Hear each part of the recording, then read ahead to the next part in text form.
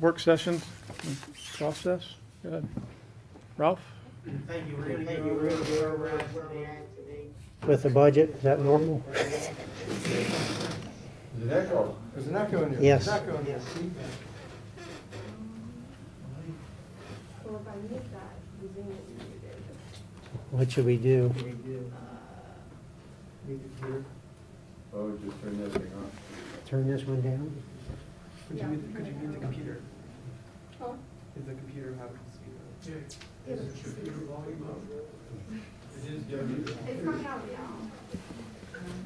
So, Can you mute the owl? yeah, I can. What's the computer volume?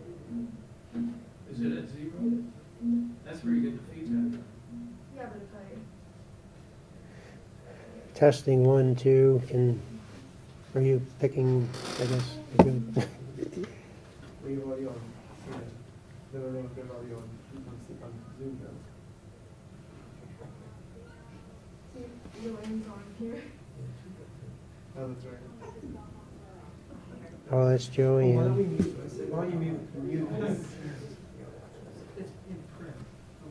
Technology is so wonderful when it works. So, Oh, I gotta stop that. Let me know when stop talking. Hey, Ralph, are you on mute, or are you on mute on your? No, I can do that. Try that, Okay, 1 second here. so that you'll be picked up by the owl. Yeah, because you already have the connection right there. Okay, 1 second here. That's got to bring up the screen. Well, do you know how to mute your show? why is it? Maybe I'm incorrect, there's one that says CNET out, that's the CNET link. Yes.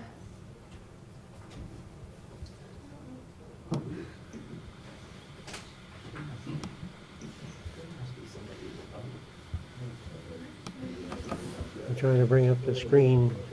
See, it won't let me bring up the screen. You can't see your screen. Oh, I had the presentation up.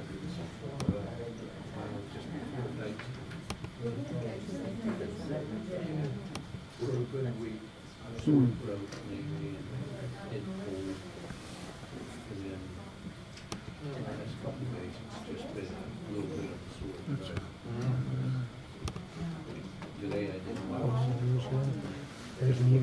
Thanks. Let's get your. Presentation, I think, right here. We found mute. Okay, because I have the thing on mute, you can see the red thing, and Yes. there's like still sound coming out of it, and I don't know why. Well, Talk now and see. if it's- testing 1, 2. Can you good? Let's try it. I don't know if Joanne can Can we hear Joanne? I'm gonna have to try it.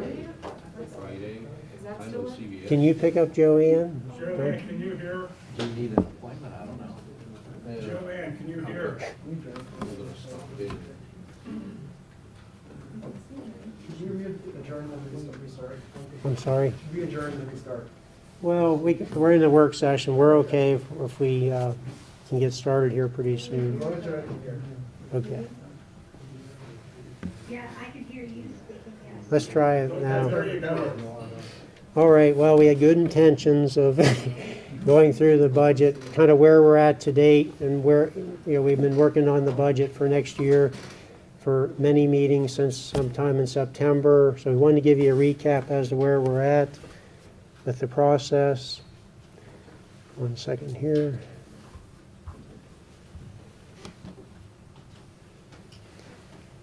Okay, these are some of the public services that we currently provide.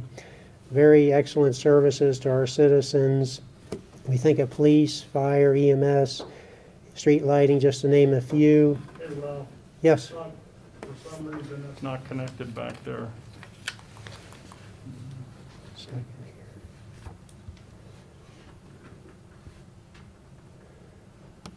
Let me try this.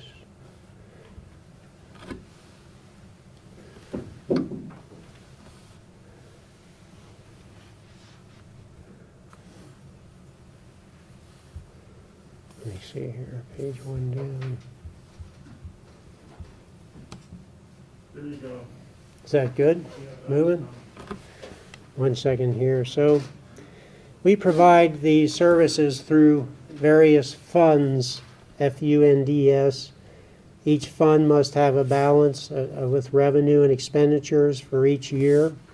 And the services come out of these funds. For example, general fund has the police, the streets, the general government in it.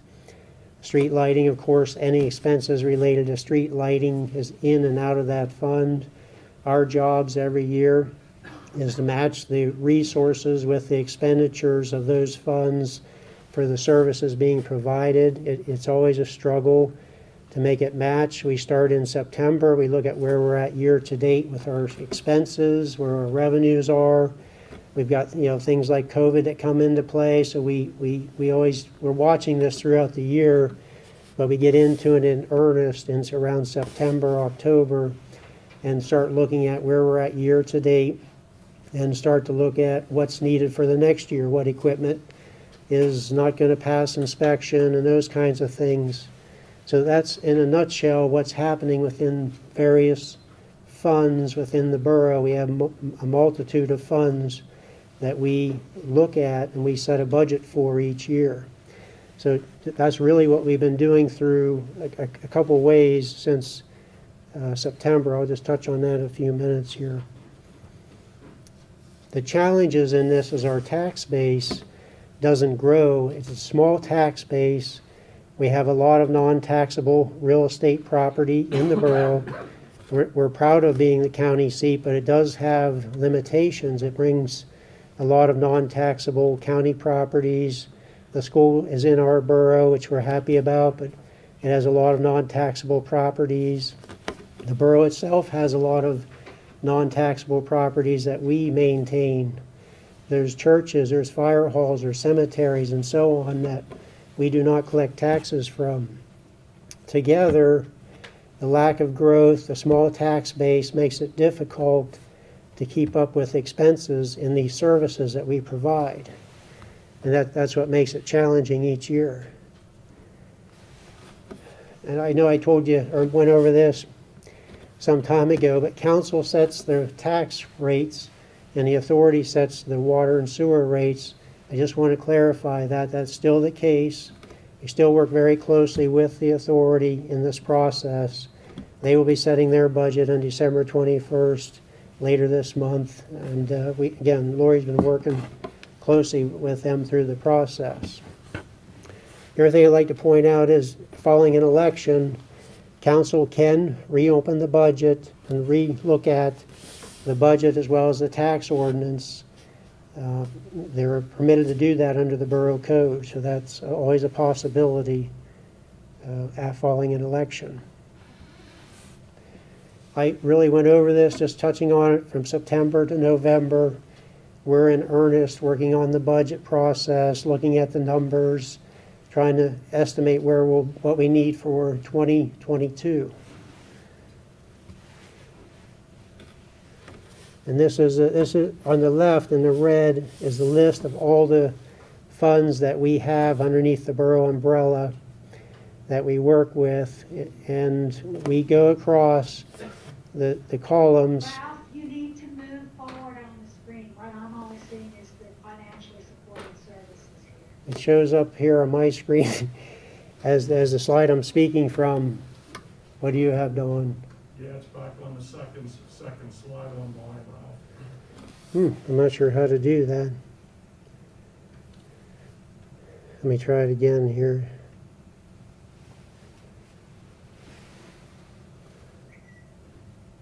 You see it changing? No, go back one more. Another one. I think, I'm on the second slide. It's what's showing on the screen. You should be following what he. I don't know, my screen and that screen matches. I don't know what else to do. Let me go over, try to give you some numbers to look at. You'll have to listen verbally or whatever to catch up here. Again, in in the slides that I'm looking at, we list all the different funds that we have under the borough umbrella, such as the general fund, the street lighting, fire equipment, fire operating, and so on. So we have all the lists that the various funds we've looked at over the last couple of months. And the next column has all the balancing number. We have to balance our budget. Every fund has to balance with equal amount of revenue to an equal amount of expenditures for the year. So that the column, I know those numbers are hard to see, but that's what that column represents. It's the balancing budget number, you know, what we anticipate for revenues, what we anticipate for expenditures. The next column is really the source of revenues, or what we need, or that really drives the fund. In the majority of that revenue, it could be some minor sources such as grants that come in from time to time, or fees of some sort. But the bulk of the main funds are listed. The main resources are listed. Everybody okay? We're okay. I had a glass of water spill. So I try to get to the. You need a second? Just keep going, Ralph. All right. So the far column on the right, I'm trying to explain here. It I list what the proposed change is from the Finance Committee, from the borough, going through the reviews of the numbers to date. And really there's only two items I want to draw your attention to. In the general fund, which is the top line, we're proposing a 0.5 mil increase. And I will get into what that means, how that equates to dollars and cents in just a moment. But if you go down, you'll quickly see there's no change, no change, no change. We're very fortunate. We were very conservative this year due to COVID. We tried to cut back where we could. We tried to limit the amount of projects we undertook. However, we tried to maintain the same staffing levels, or got back up to, if we were low in an area, we got back up to what we consider full staffing this year. But in doing that, our revenues are pretty healthy. Our expenses were, I'll say, relatively lower in some cases. We were very fortunate. We were not hit hard from a revenue perspective due to COVID.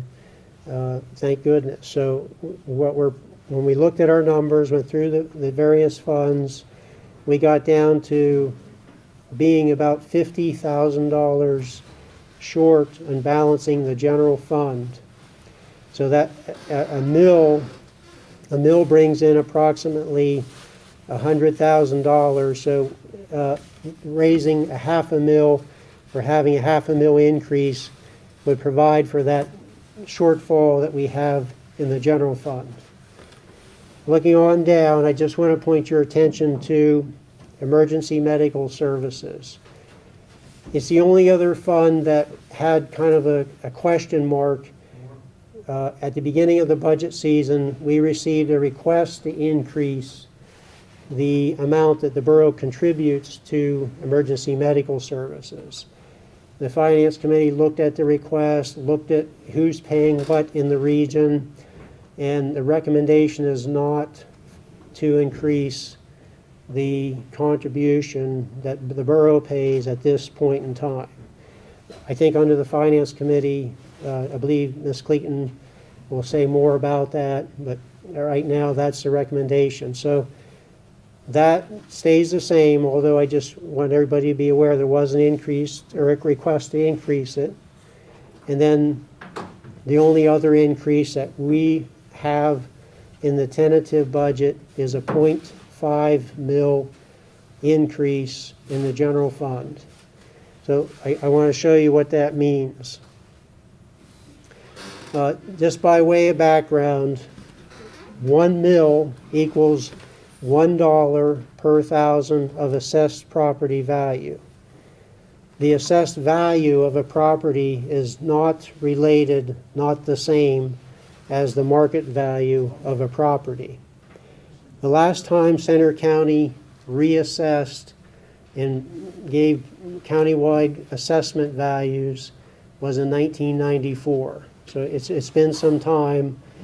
So this number you see has nothing to do with current market value. It's a number from 1994. It's an assessed value number. So the average property in Bellefonte is assessed at $45,000. So for every mill of taxes that the borough adopts or places in play equates to $45 annually that the average property owner would pay. This just extends it a little further. Again, the average assessed value is $45,000 on a property. Currently, we have a millage rate of 17.765 mills. So we take the $45 times 17.765, we get almost $800 annually that the average property owner would pay for the borough taxes. With a 0.5 mil increase, that would equate in dollars and cents to $22.50 for the year, or an annual increase to maintain the same level of services that we currently have, and that would make the bill go from just under $800 annually to about $822 annually.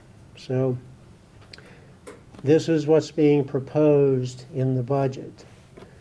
It's again all tentative what's being proposed at this time.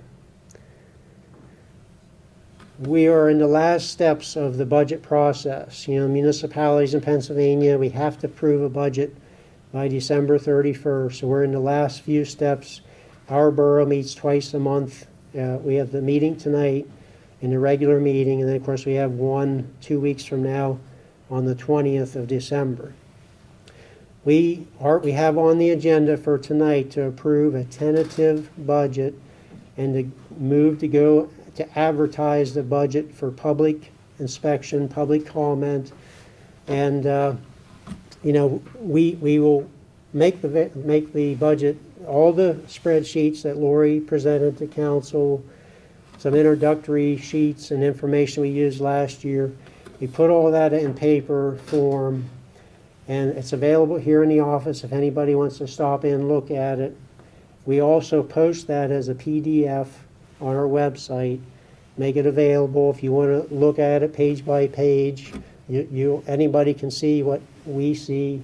It's the same information, the same spreadsheets that we use, and see where we're at year to date and what we're projecting for 2022. So we do that December 8th. We have to have a minimum of 10 days before council acts on the budget. So after tonight, we'll know that it's official, the tentative budget was approved. A day or so to make some minor upgrades to the PDF and make sure we get copies available. So we chose December 8th as the official date that we have it ready for inspection. And then on the 20th, we'll have on the agenda a public hearing for budget comments. If there would be somebody that wants to comment, or we get a letter, or they want to verbally comment, they're more than welcome to do that before council acts on the budget that night. So we always put right on the agenda, public hearing for budget comments. That night we will have on the agenda also consider approval of the 2022 budget, as well as adopt the tax ordinance that's in accordance with the budget. If the numbers change, whatever, up, down, the same, we approve a tax ordinance that mirrors whatever's in the budget, whatever's needed for the budget. That's really the last meeting of the year. That's kind of the formal action that needs to happen at the meeting. We need to approve that budget and approve the tax ordinance. Once we're done, we get it over to the county, they get ready to publish the tax bills that go out in January.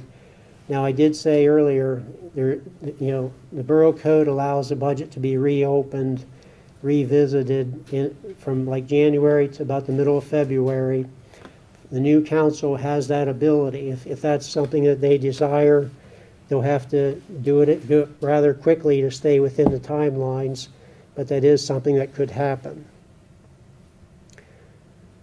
I know I went through this quickly. A lot of the hard work is done. I want to thank Lori. I want to thank our finance committee members, and then, of course, all of you that sat through the work sessions since about late September, early October. We've been looking at various funds. It's a hard process. I mentioned some of the challenges that we face. We've been facing those for quite a few years because we just don't have room to grow. Like our neighbor, let's say like Spring Township, when they add a new housing development, the real estate revenue goes up, the wage taxes go up because they have new wage earners moving in. We're not seeing that because we don't have the property, the ground, to allow for development. We just don't. We're 1.8 square miles. As everybody knows, the SIG property was probably the last big piece. It was purchased by the school district, so it's not even, it's off the tax rolls completely.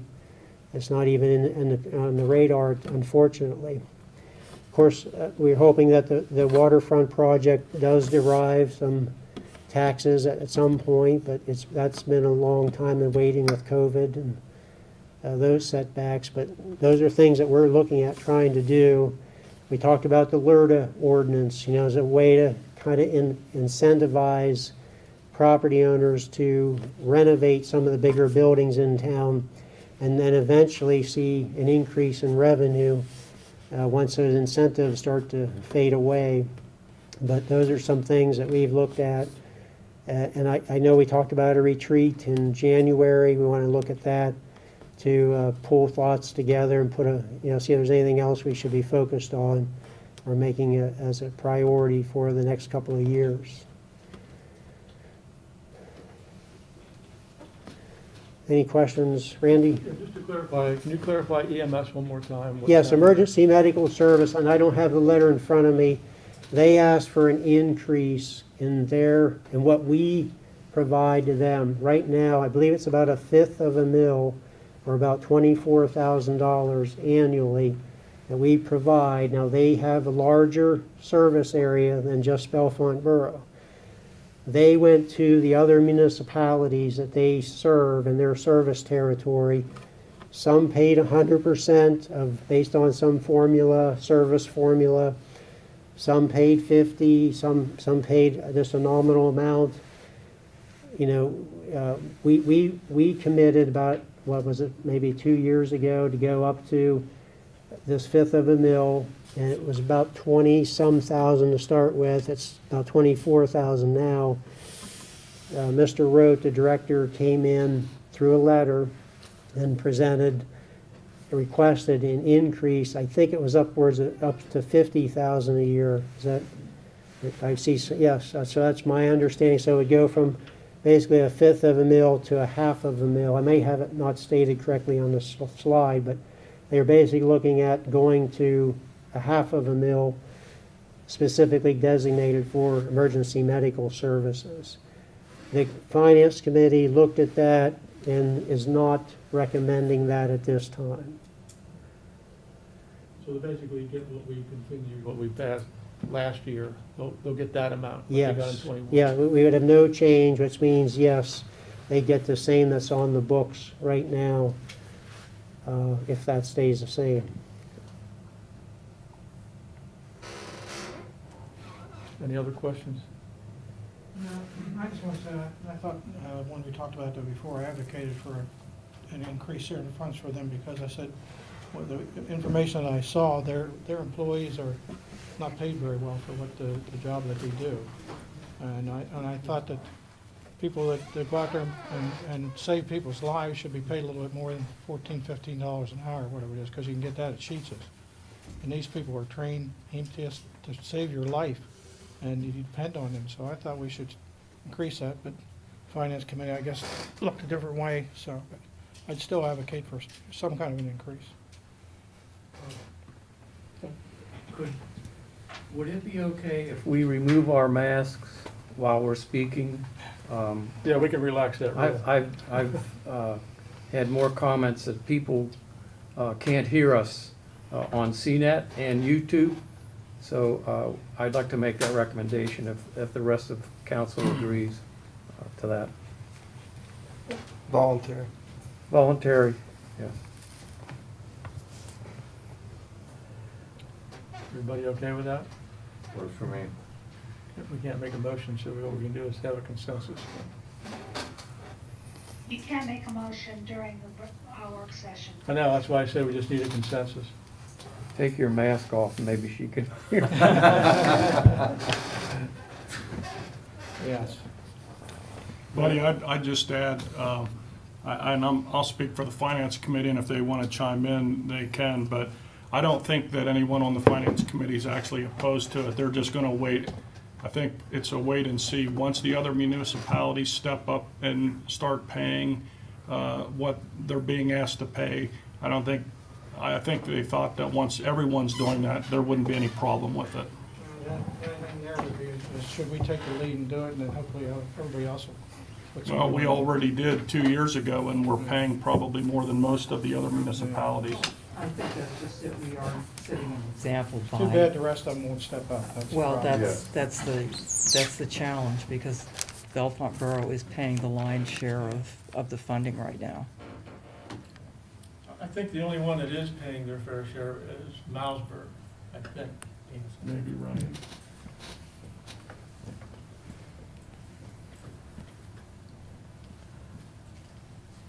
Any other questions?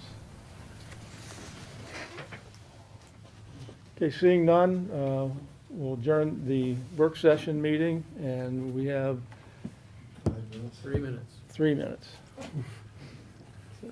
Do with what you want, 3 minutes.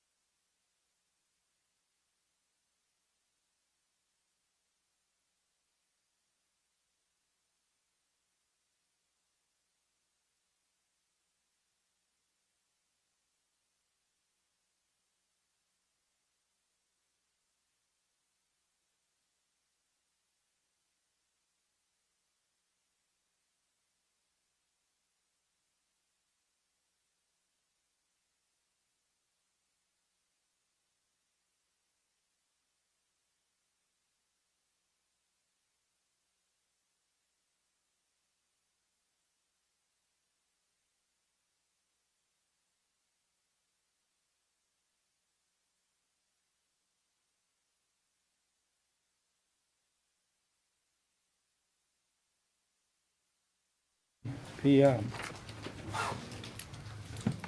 We had a work session which started with some I guess, what do I want to call those? The issues with the computer, and we had a flood. So we finally got things going. Nobody was injured in any of those activities. Oh, well, that was before the gavel rang. So we want to welcome everybody to the Bellefonte Borough Council meeting. We'll do our best to start the council meetings on time and end them on time. Due to the room acoustics, please speak up when talking so that people can hear what you're saying. All comments and reports should be kept to 3 minutes maximum, and we thank you for doing that. At the table, if somebody's going to give a report, we will relax the guide to not wear a mask. You can remove the mask and speak, and then put your mask back on.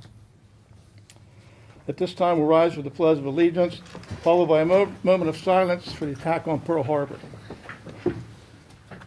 I pledge Allegiance to the flag of the United States of America and to the republic for which it stands, one nation, under God, indivisible, with liberty and justice for all.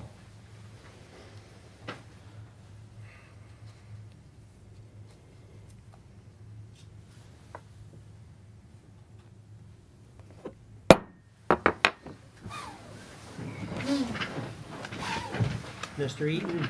Here. Ms. Zimboski? Mr. Johnson? Present. Mr. Prendergast? Here. Mr. Halderman? Present. Ms. Tosti Vasey? I'm here. Ms. Cleaton? Here. Mr. Brackville? Here. Ms. Abbott is excused. And Mayor Wilson? Present.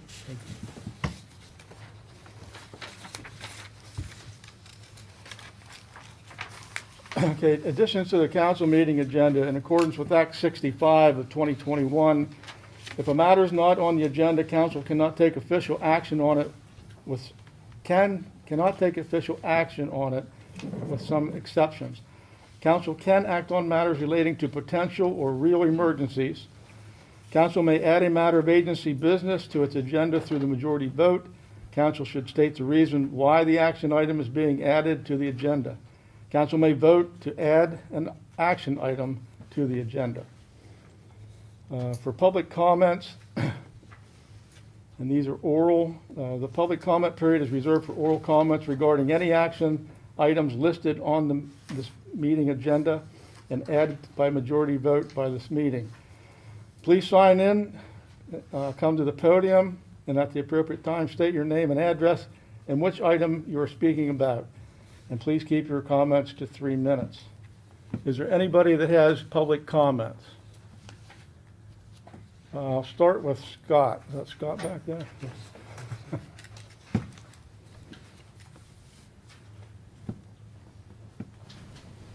I believe my complaint may be in your packet supposedly on my issue with the Diamond area and the Delineators and that mess down there. I sent an email to Sean Weaver, Tom Wilson, and Ralph Stewart concerning my issue of crossing the street from Steakburger over to the courthouse annex on Tuesday, November 23rd. It was at 7:18 p.m. Stood at the curb and nobody sees you, so you move out into the reflectors, delineator, or whatever you call those, and still nobody stops or sees you. I'm not quite sure what the safety issue is. I thought pedestrians have the right of way, but Sean had told me that's not quite the way it works. But nobody stopped, period. And I don't understand the purpose of any of this. You're already looking at it as a safety issue. If you're at the curb, nobody's going to stop. You go out into the delineator area, you're already a quarter of the way out into the street. So I'm not sure where the safety issue is of that at all.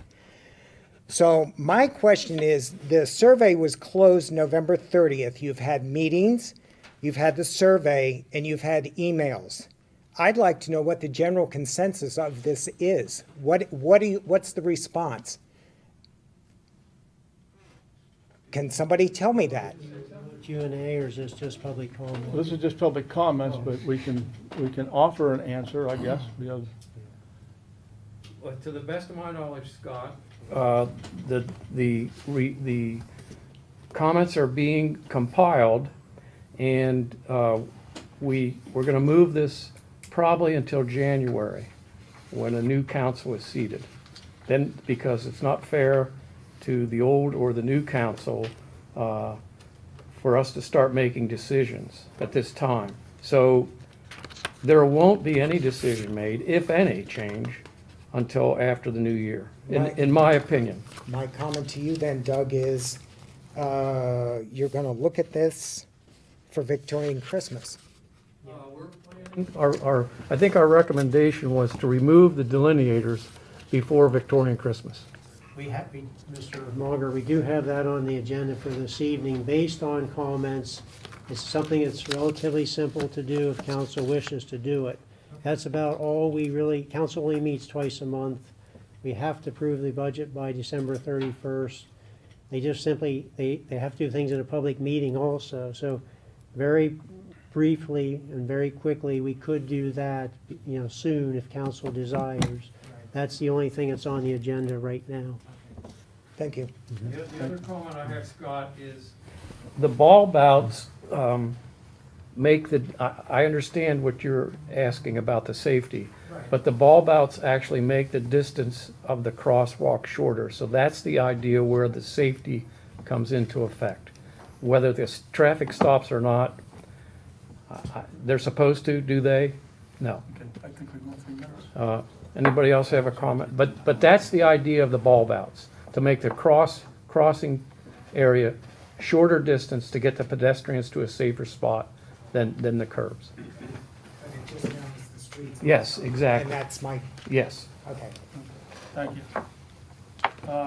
Next, this isn't on the agenda, but Matt Hill's here. He would have to wait till the end of the meeting, so we're going to go ahead and bring him up and let him have his request. Good evening, everyone. I'm Matthew Hill. My home address is 629 East Beaver Street, but I am here on behalf of Bellefonte Lodge number 268, Free and Accepted Masons. As you recall, the Borough Council approved parking permits for us, but those permits have an expiration date of December 31st of this year. I am asking for an extension of these parking permits. We were giving 40 of these permits for our members to park for meetings. So, but December 31st is the expiration. We would like them renewed. And since these are so nice, I mean, they do have an expiration, but if you can get the parking people maybe to ignore that expiration, we can use the same really nice passes. So that is my comment. Thank you very much. Any other public comments? Okay, seeing none, we'll move on to the consent agenda. Now, if you want to run those? Basically, this is something that doesn't require a motion for individual items. We're just looking at one motion to approve the items that are listed under the consent agenda, unless somebody wants to pull something off. I'll make a motion that we approve the consent agenda. And motion's been made and seconded. That's Prendergast and Clayton. You want to do that? Okay, any discussion, or no, there's no discussion, is there? No. No. Okay, all those in favor signify by saying aye. Aye. Opposed, same sign. Thank you. Motion carries. Communications. There are several items, and there are a couple items that were in the council materials but not on the agenda, so I'll touch on those. First item is a notice that there is some funds available for people who are having difficulty with rents, mortgages, utility costs, or might be behind in those payments. Certainly, it's available for qualifying residents based on income qualifications. Just turn this over to Dawn to give the particulars on how to find or apply for funding that might be available. This is part of the borough's CDBG application, and the outfit that's administering it is Center Helps. So therefore, anyone that is in need of these funds, please contact Center Helps. It's my understanding that they sometimes may have just a voicemail when you call, but please leave your name and number and they will get back to you. Thank you. Next item is the Auditor General, who does our audits for our liquid fuels or highway aid fund, submitted their audit findings for the 2020 calendar year, or the books for that year. It was a good audit, clean audit, and I want to thank Lori. Unfortunately, she has left, but I want to thank her for her excellent oversight of these funds and making sure that we're doing things within the requirements of the funds. So it was a good audit. Next item. And I want to second that emotion. It was sent to me, and I looked it over, and it was a perfect bill for that audit. So thank you, Lori. Yep, thank you. So the next item here, Center County Metropolitan Planning Organization, who Mr. Johnson is our representative for the region. Well, this letter just indicates that it's time to either reappoint or appoint representatives from the Nittany Valley region. I think customarily we have a discussion with the other municipalities and see if they're interested in, continuing with the same members, or they want somebody new, or what have you. So I'll just let Mr. Johnson maybe check into that. I will be in touch with Nittany Valley Planning, the committee, and I am interested in serving again as the coordinating committee representative for the Center County MPO. I don't think that will occur until January of, the appointments won't occur until January of '22. Thank you.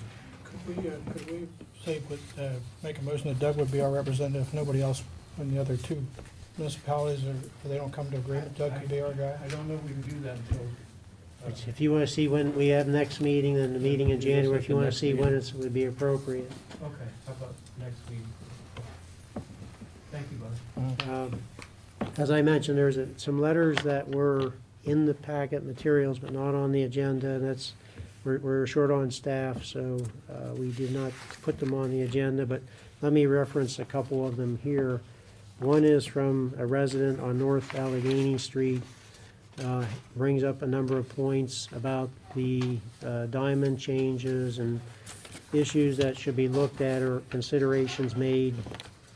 So there's a number of points in the letter. I think there's eight points. But that's the letter that was in your material, so I just want the person to know that we did get it, and we do have it, and you members of council have it. There's, CATA has a public input meeting scheduled for tomorrow evening at 5 p.m. at SCLO Center Region Library, 211 South Allen Street. They're soliciting for comments from riders related to recent service changes made in response to staffing shortages, or how the riders have been affected by the lack of or the change in transportation needs.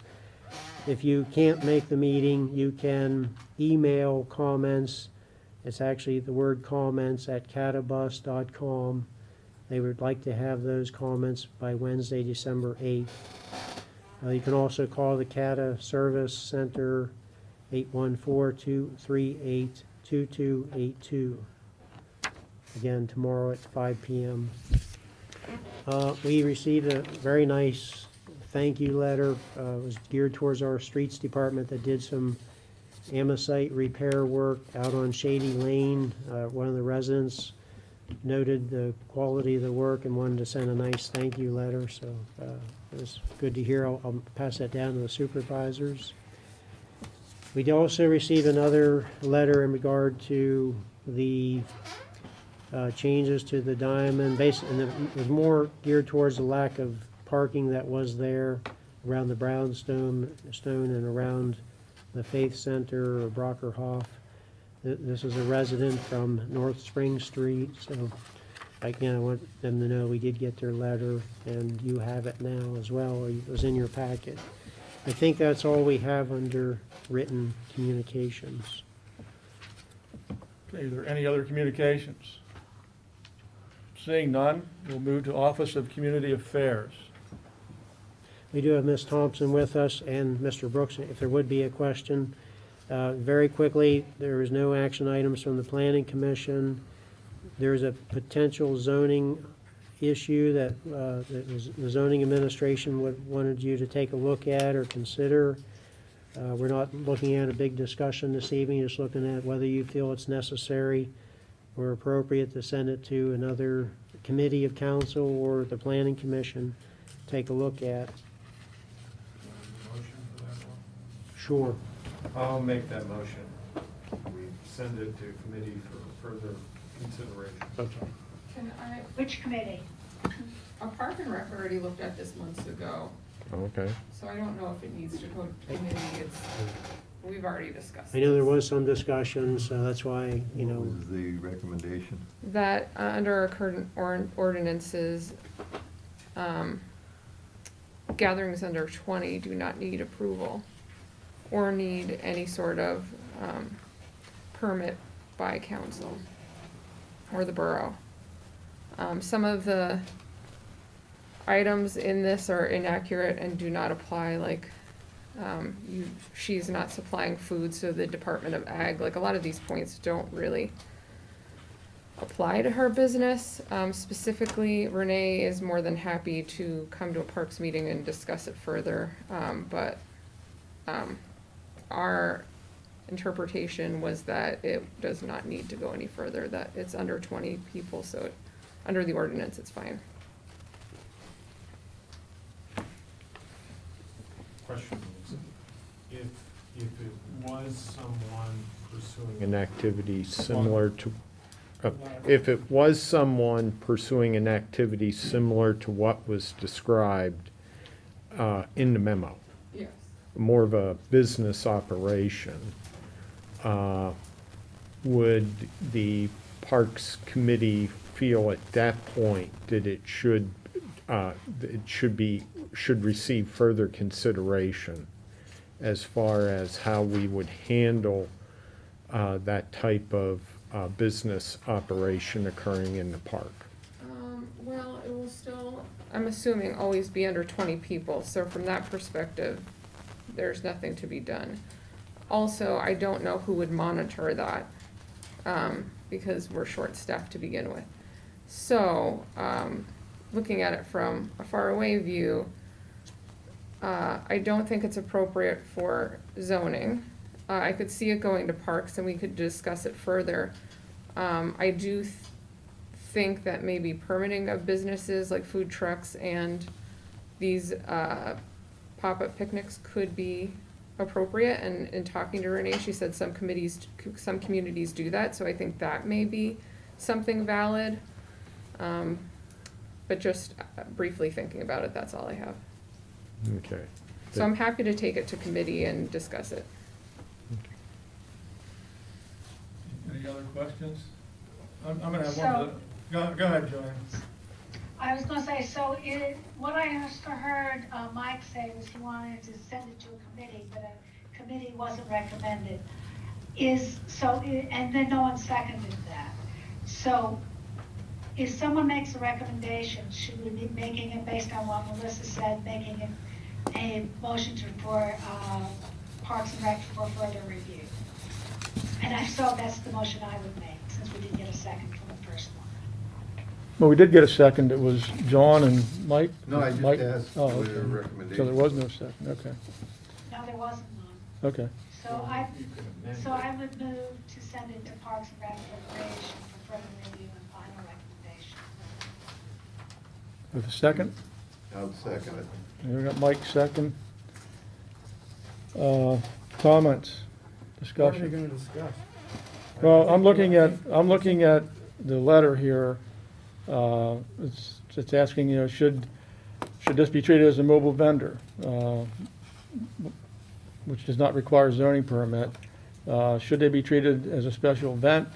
Does council have concerns about these pop-ups allowing alcohol and pop-up picnics using public spaces free of charge to make money?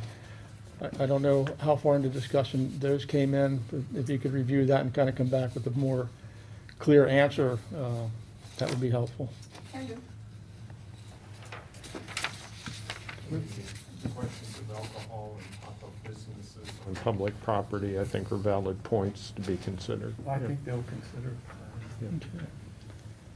Any other discussion? I think I'm safe to have it. Seeing none, all those in favor of the current motion signify by saying aye.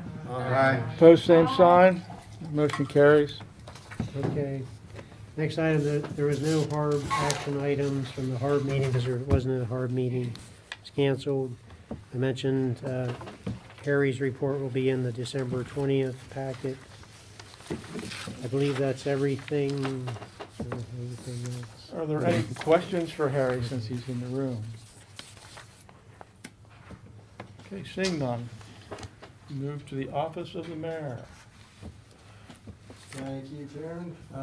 'Tis the season. Going to do a proclamation for Victorian Christmas. I'll also be doing the same proclamation, I believe, Thursday night for an opening ceremony. I've heard that it's been moved to Thursday, but that hasn't been confirmed. So here we go. Whereas the year 2021 marks the 40th annual Victorian Christmas in the Borough of Bellefonte, a significant milestone, a unique and festive time of coming together with a generous and joyous spirit.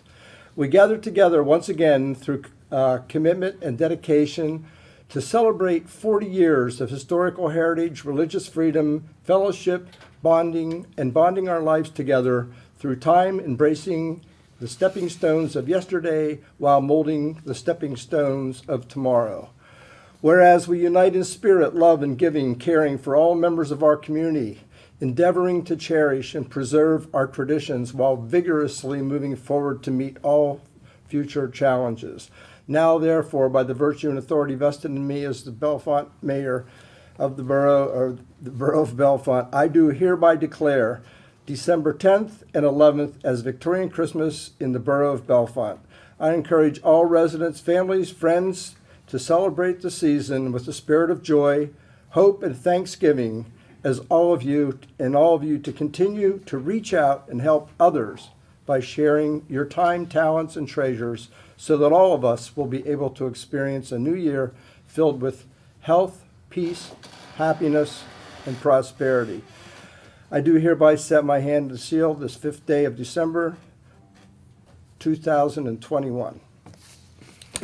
So, hopefully, You did that yesterday. Yesterday, yeah, today's the 6th. yeah, that day too. And right into Christmas and past that to New Year's. Hot dog.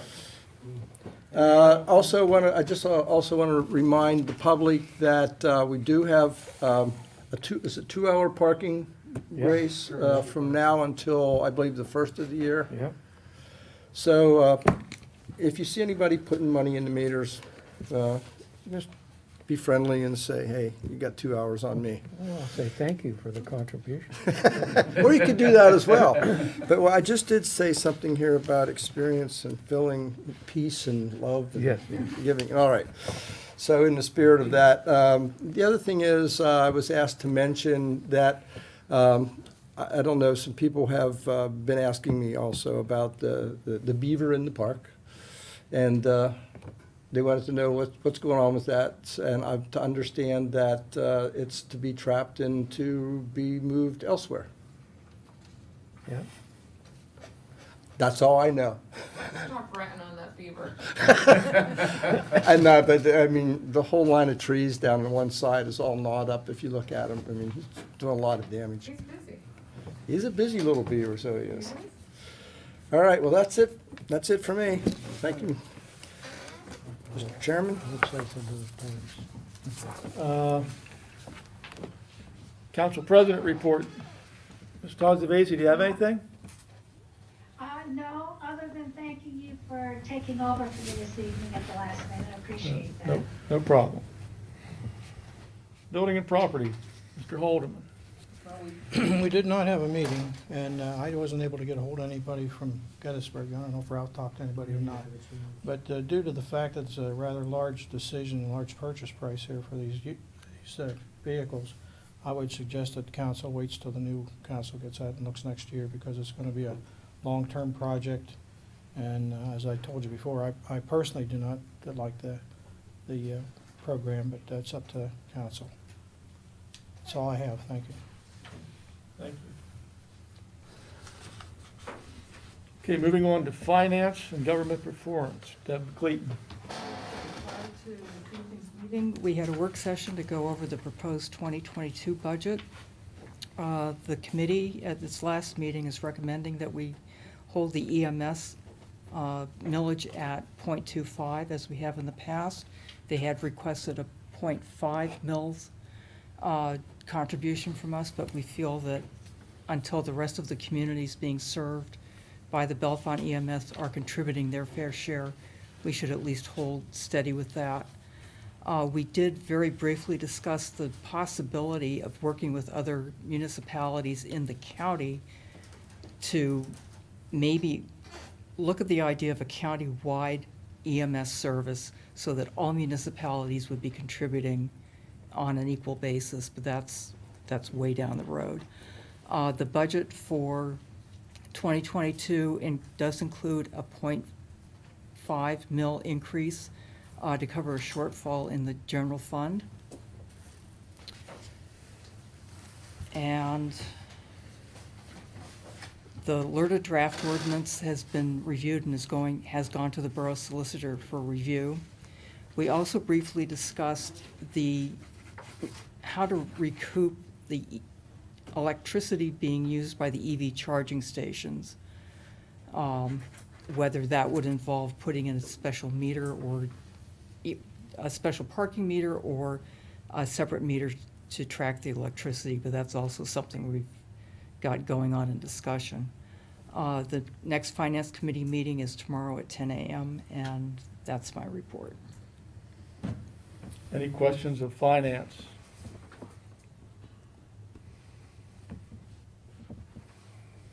Okay, I had some comments, but I'm going to hold mine till old business. Okay, Parks and Rec, Ms. Lomboski. We have a request from Clear Out Water Centered Outdoors to host a guided walkthrough in the park on June 19th and 22nd, 2022. I'd like to move to approve that request. Second. Yeah, we I'll have a second motion that. and second by Mr. Ostavisi. Any discussion? Just one question. I didn't see any request for a waiver. I know when we did this 2 years ago that they didn't pay for the use of the park because it was just people walking through.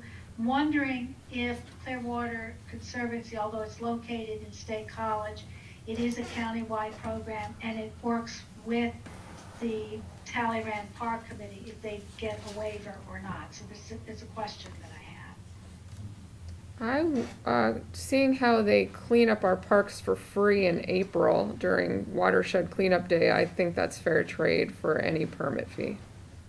That's kind of what I was thinking. Yeah. I just wanted to put it out in public because I didn't want to treat people differently or organizations differently. So they're basically doing an in-kind donation. I would say yes. I understand your concern, but I think it's a pretty fair trade.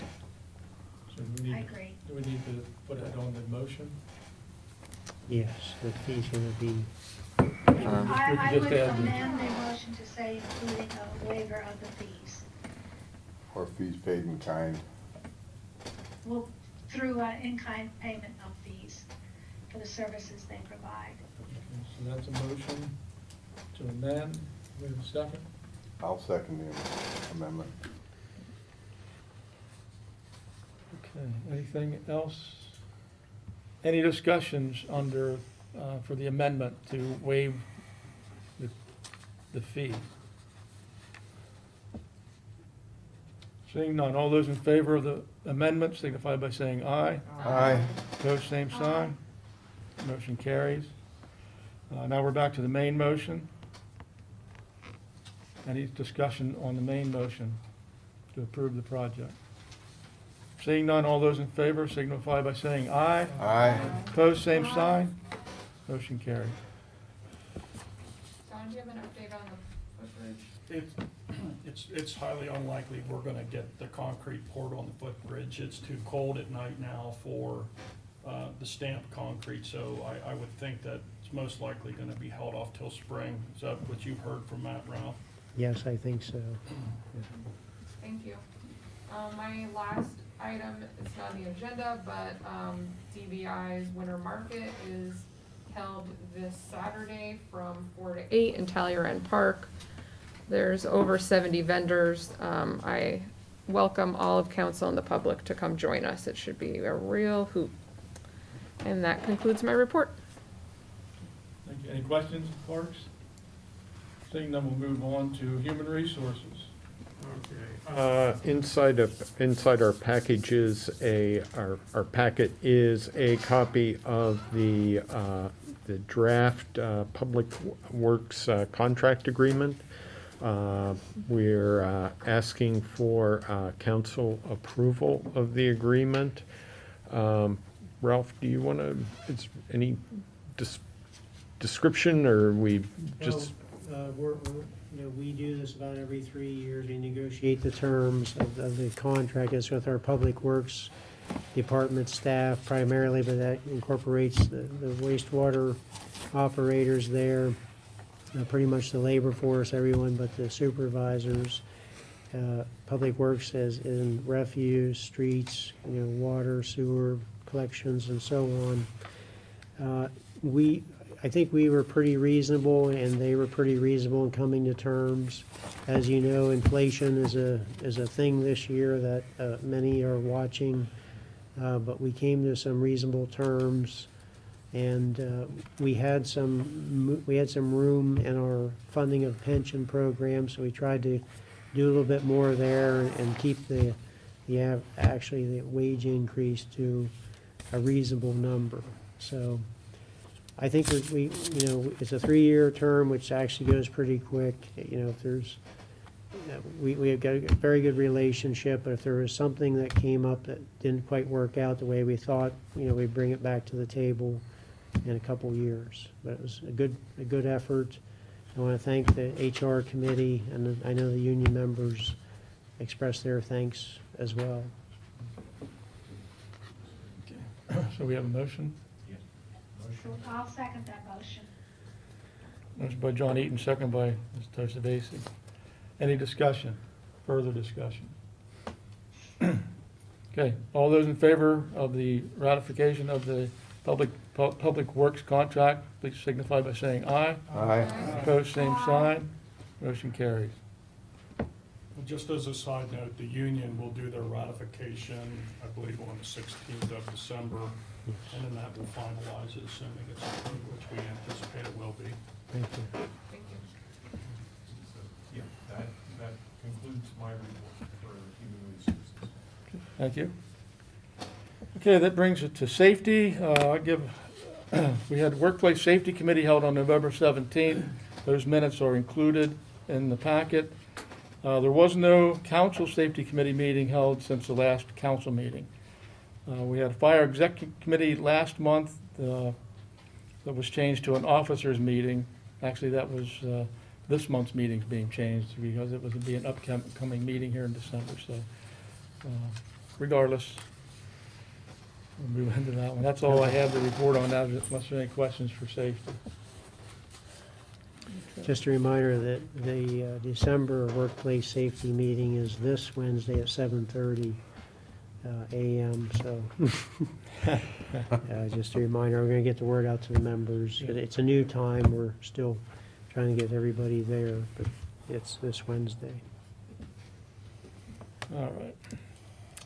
Water, refuge, and collection. Mr. Johnson.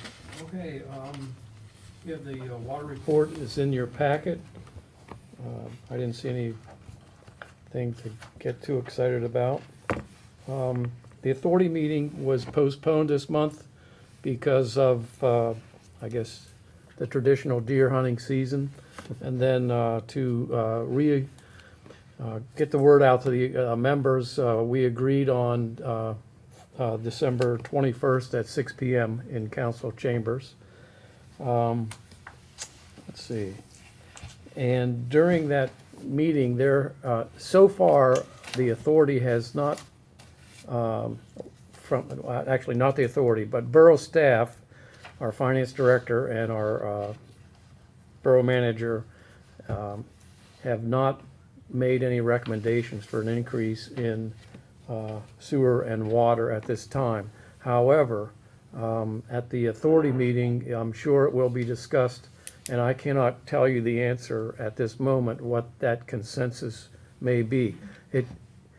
Usually they go in the recommendation of borough staff, but we have to wait and see what the comments are from the authority.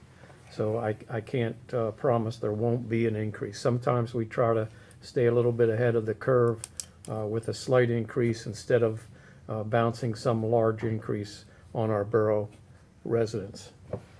The other item is the leaf collection will cease Monday of next week, weather permitting. If between now and then we have some inclement weather, it's most likely that it will be extended another day or two. So be prepared.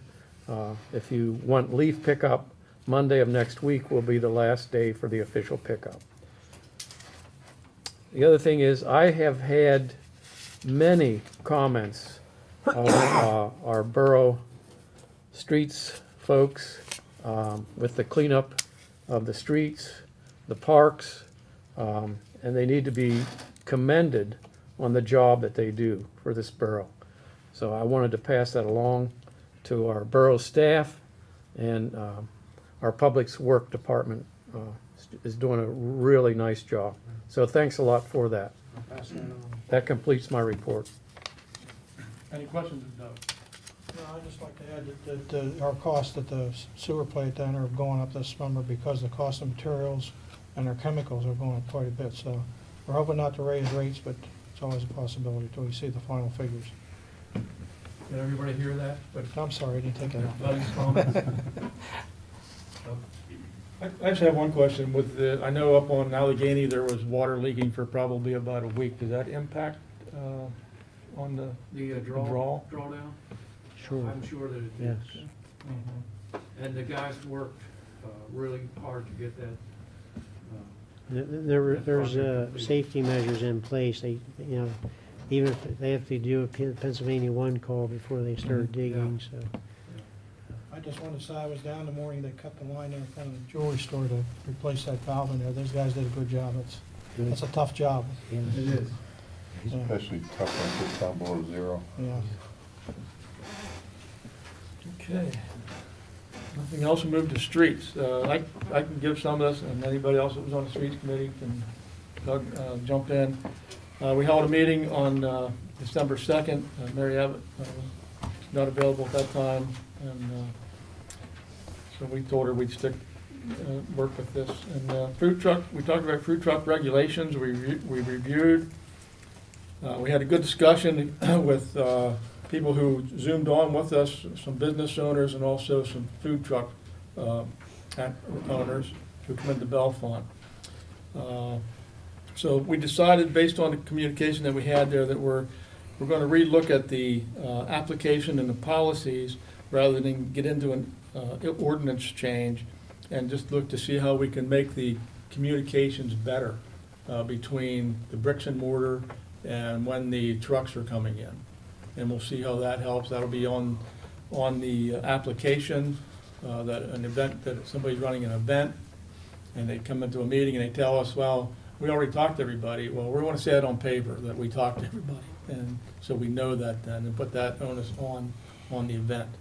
So hopefully that helps with that. The committee recommended conditional approval for planters with pole lights concept requested by DBI. DBI is to take the idea to heart, and there is. So, based on that conversation, I was in the meeting, I'd like to make a motion to conditionally approve DBI's request of pole lights and planters so they can move forward with the grant application.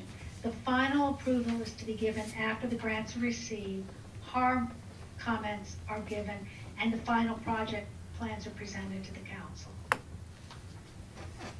I'll second it. Okay, we have a motion by Ms. Tosti-Vasey, second by Mike Pendergrass, to recommend a conditional approval for planters with pole lights concept requested by DBI. Any discussion? My discussion sorry, John, go ahead. My only question is Randy, sorry. Randy, when the discussion of the planters, being that we've had numerous residents relative to the downtown Diamond area make complaints relative to lighting down there, won't the planters be compounding the lighting problem if we're basically creating shadows under the existing These are light? going to be located on the ground. If you're thinking they're going to be hanging baskets, they're going to be ground level. Okay, I thought they were on the poles. No, The lights are we on thought the so poles. too, John, but it was Okay, made clear to us that no, they are not. Okay, go ahead, Jenny Lynn. Just to clarify, so the planters would You have to be come to the podium. on the ground, but the lights would be similar to Talleyrand Park, how we have the bistro lights hanging. So they would be on poles, and we would use the light poles and the planters to hang the actual lights, but the planters are not hanging. The planters are on the ground. okay. Okay. That answered my question. Perfect. I have images too, if anybody wants to see examples. I'm happy to share those. Any other discussion or questions? Yeah. I'm curious about where these would actually be placed on the sidewalk. Are they going to be at the curb? Are they going to be up against the buildings? The idea is that they would be closer to the curb, kind of in between the light poles, and they would, businesses would kind of adopt a pot. So they would water the planters, the garden club would help with all of the plantings, and then the art museum is also involved. And so the exact location we would run by the council. We would do a location plan. Also, depending on funding that we get, we probably won't be able to install all of the planters at once. And so we would have phased location plan for all of those. Okay. But the idea is that the lights would go in between all of the existing lanterns that are downtown. Okay. How are these planters going to impact people getting out of their vehicles? If these are on the sidewalk near the curb, how is that going to impact passengers getting out of vehicles? Sure, we would have to look at all of the parking spaces and determine the exact placement of the planters. Right, because right now there are lamp poles, trees, garbage cans, parking meters. There are already obstacles along the curb Right. that people have to negotiate around. Also, I'm concerned about the sidewalk specifically on High Street between Allegheny and Spring. You've got a fairly narrow sidewalk, and most of those buildings have some kind of bump out in front of them, which cuts into the available sidewalk area. And are we going to end up with a lot of clutter, at least visual clutter, with additional things along the sidewalk? That's just my concern. Sure, yeah, we would have to look at all of the exact placement of those to make sure that it's not impacting that. Our purpose for doing this is to not make it cluttered. It is to highlight the creativity of this community and add lighting to the downtown to make it more user-friendly for visitors and the community alike. Okay, thank you. I think, Deb, they're going to meet with Harb and propose a layout and then bring it back to council, and we will have the final approval. So I think once the map is completed by these folks, that they'll bring it back to us, and if we see these issues, I think that would be the time to bring it up. And until then, I think I'm anxious to see the plan. So I want to see you go forward with this as soon as possible. Okay, thank you. To back Doug up, that's why I made it a conditional approval, so that we have all of these questions that you're asking, Deb, can be looked at and addressed through HARB, because they have the vision and the sight of our economic development within the historic district downtown. And I think that will be quite helpful in how to figure out not only the safety issues, but the aesthetic issues as well. Thank you. And it may be just a gentle migration You might have 3 pots at first, you might have 6, so, you know, it may take some time to get to the full layout that you want to do. Is that a possibility? Exactly. It depends on Yeah. kind of the The other crowdfunding reason I that we made it receive. conditional is when we met with them, they specifically said they hadn't gotten any details yet about exactly how this plan was going to be laid out. But in order to do the grant application, they had to have borough council's conditional approval to move forward. So that's why I had made the recommendation for conditional approval this evening. Okay, anything else? Okay, so I'm going to pass the gavel to Mr. Johnson briefly, so I can comment on this motion.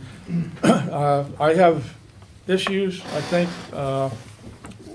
with the look of what I saw on the pictures, because it just looked like a plain 4x4 with lights nailed to it, to be honest, to me, when I looked at the pictures that came out in the email some weeks ago. So I'd like to see, that's why I would like to see it go to Harb and see what they come back with. And I'm glad that Joanne made this conditional, so we don't have to make this decision tonight, other than to approve the conditional part of it. I'm also concerned about long-term and how that's going to relate to our street workers if the lights start burning out, and who's going to replace them, because that wasn't discussed at the meeting, and it wasn't supposed to be any cost to the borough, but that will cost manpower time for that to happen. And our crew is our crew, and they're busy with a lot of things. So there's a lot of things there to consider, and I agree with Deb. The spacing of them and where they go, you know, especially around handicap stalls or anywhere like that, we need to pay attention to, so we know, you know, when we if we would get any complaints, we know how to address them better than just think, well, we thought we'd try it there till somebody complained, I guess. But that's my comments on that. I'll take the gavel back. Okay.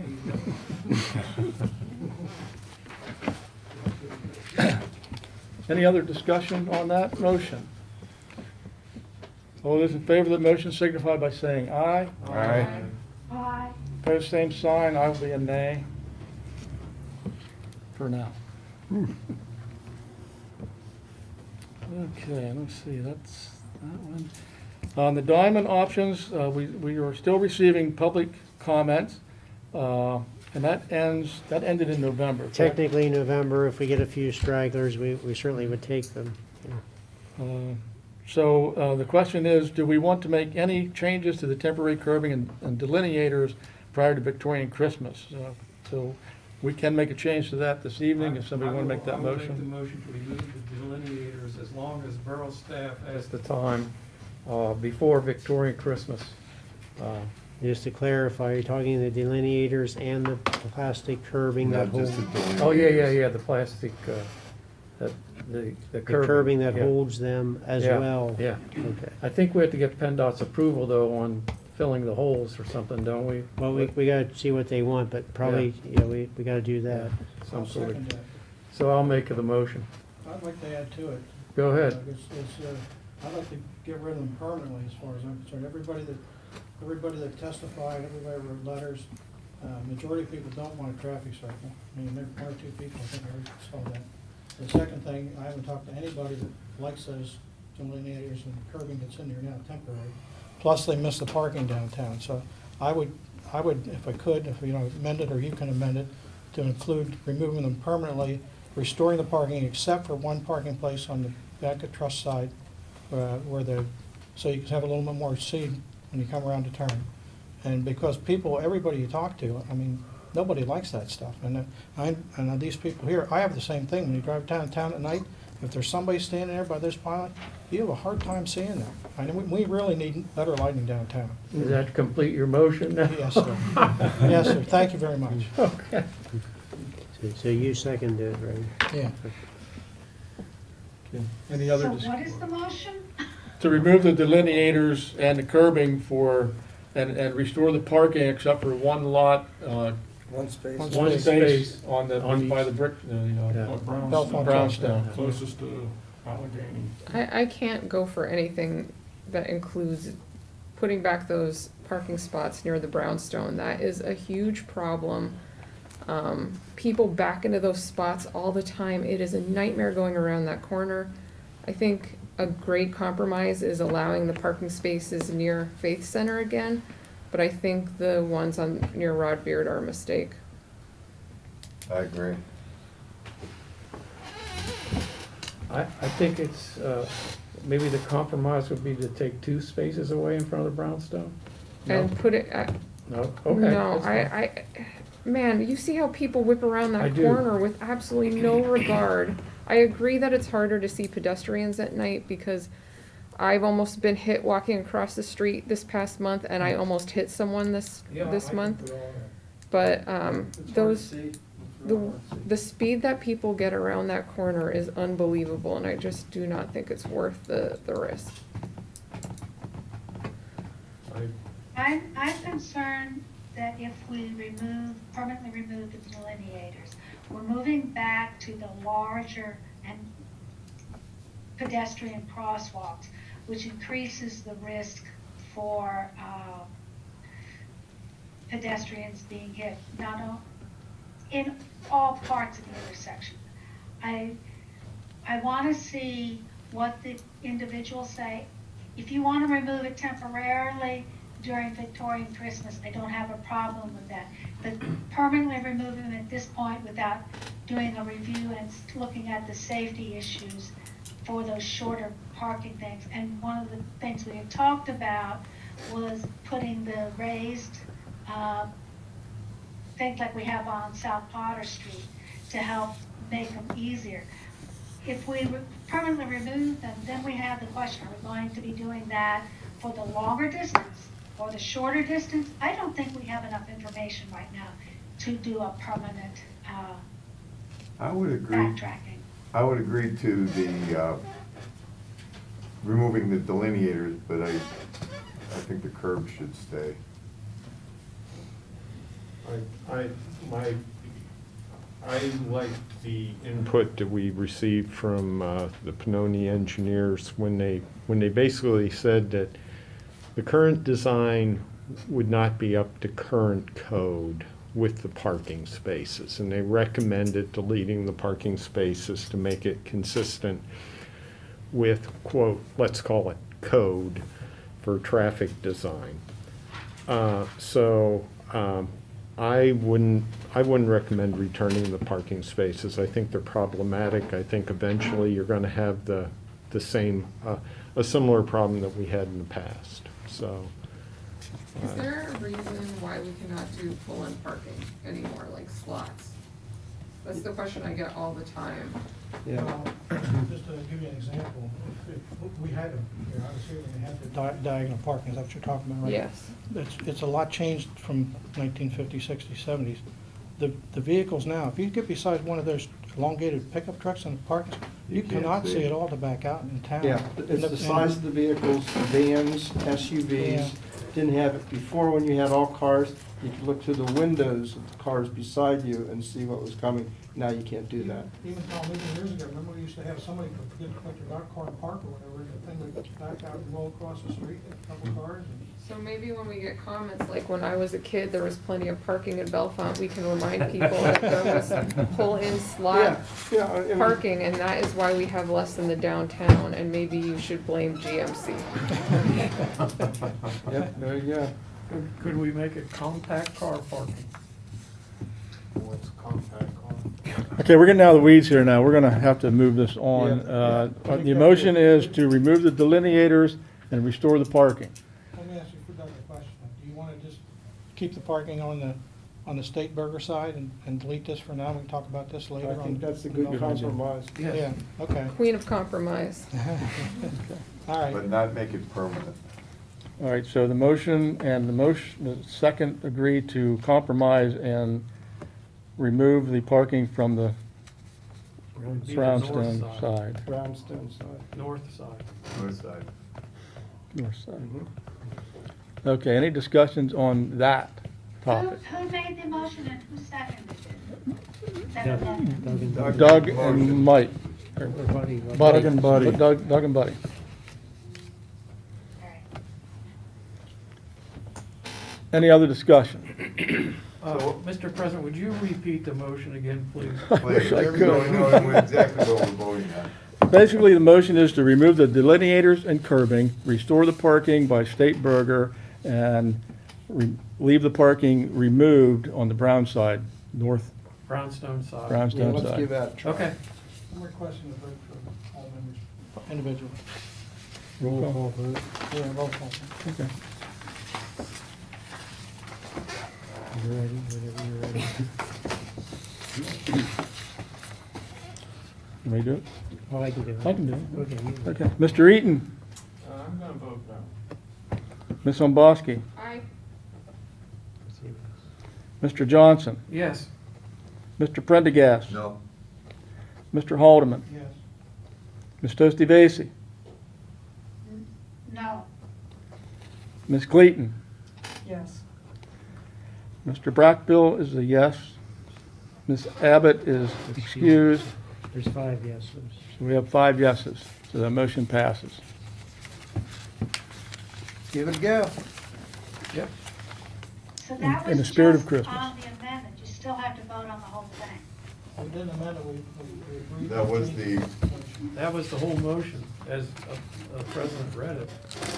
No, there was no vote on the amendment. what You was have to the, vote on the amendment, and then you vote on the full But- motion. what was the That was amendment? just a vote on They- on they- the amendment. What was the They amendment? compromised it, Joanne, by taking the Brownstone parking out, but leaving the State Burger. That's all we did. But that was an amendment to the motion. That's what I asked, and that's when you told me But that I- Doug and Mike amended it. But it was made, the amendment was made by Mr. Johnson and Mr. Haldeman.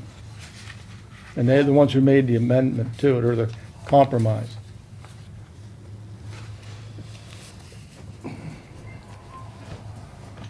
All right? I think we're good. yeah. Okay, Just note my disagreement that there should have be a second vote okay. okay, on the total amendment, on the total motion with the amendment. I think it all worked out. Temporary pickup spaces in the on-street immediate areas are going to end on December 31st. Yeah, that's those bag spaces that were created during the beginning of COVID. And we talked about, I think in the summertime, that we would let them go till the end of the year. So we just have a note on the agenda.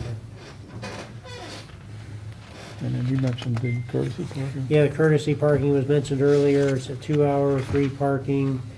You know, we do that on purpose, have a limitation so that the tenants in the upper levels don't take advantage and park there all day, so we get some turnover for the businesses. And we just a reminder that that's in effect till the end of the year, past January 1st. The only other thing out of streets that we may have talked about, I don't know if we did talk about at this meeting, but I would like streets to take a look at adding meters to the, I believe there's 4 spaces in front of the diamond, and adding meters to those spaces.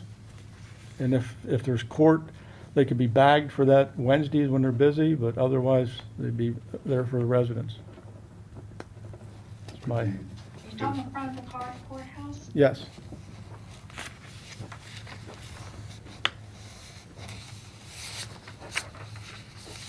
I have one thing on the street, too. Okay. I don't want to beat a dead horse here, but did Streets talk anymore about the plantings between the curb and the sidewalk? We talked about that for We three did, or we 4 months we ago. briefly talked about it. We were waiting to get some input from our insurance agent.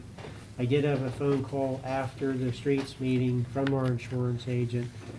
Just in a nutshell, you know, they don't see this as a major issue as long, just like anything else, as long as you have some practical application processes in place, you know, reasonableness near intersections on height and things like that that would cause it maybe be an issue for a driver. As long as you have those guidelines in place, he saw it as far less of a liability than having sidewalk regulations, you know, where people fall on sidewalks and stuff like that all the time. Streets committee meets again. They meet every Thursday. Would you ask them to look at that again? Sure, yes. And change that to, that last one where we said you couldn't plant anything there to decorative ornamental precious flowers or whatever it is. Yes. I got 100 tulip bulbs gonna come up in the spring, and I don't wanna get 10. We gave, you don't want to take them up either. we gave, you know, no one has to do anything right away, but I think our insurance guy, he offered to join the meeting, so we can take him up on that. Anything else under streets? Okay, seeing none, we'll move to energy and environmental conservation. Mike Pendergast. Oh, boy. You got a busy board, Mike. Yeah, Mike. Don't believe it. Bright Lights grant was finalized. Joanne, do you have figures on that? We gave out, it was a total of $12,000. It's being split evenly between State College and Bellefonte. I got an email today from Jasmine Fields, who's the State College's Sustainability Director. She said that the check should be arriving in the next couple of weeks. And Don is working with Lance King in State College to plan the tree plantings and the seeding and the bushes for Talleyrand Park. And there's another park that I was going to do under Spring Creek Watershed Commission, but I could quickly do that here, and that's that Colleen DeLong, she's the Clearwater Conservancy's habitat stewardship biologist. She gave a presentation on riparian barriers, buffers within the Clearwater Conservancy area, including on Spring Creek. She is willing to work with Don this coming winter and spring to assist in this planting and grant that we received. I gave Don and Colleen each other's contact information so they can start communicating timing. Clearwater Conservancy is willing to provide volunteers to assist us with this in the early spring. And so that's kind of putting a whole bunch of meetings together into one. Thank you.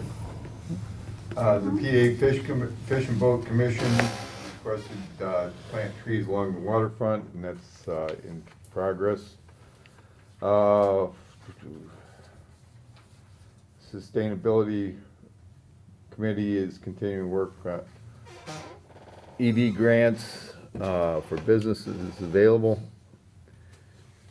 Let's see here. We got a report back from the ICLEI cohort training held on November 16th, and it will include next steps that ICLEI is offering for us. Did you want to add something to that? Sure, I can add a whole bunch of stuff. Well, let's not then. We need a motion on the sustainability projects for spring 2022. There are two of them.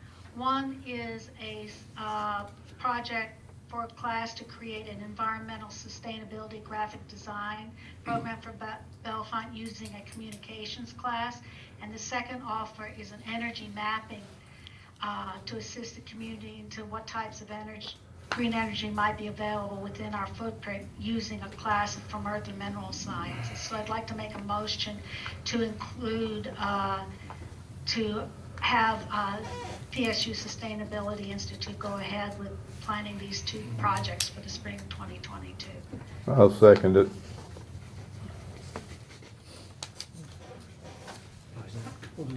First was energy mapping, second one is a graphic design newsletter. Okay, any discussion? Do we have a motion by Mr. Stacy, second by Mike Pendergast? Any discussion? Well, relative to the sustainability students, are they going to continue on with the second phase of looking at options for Spring Creek, or?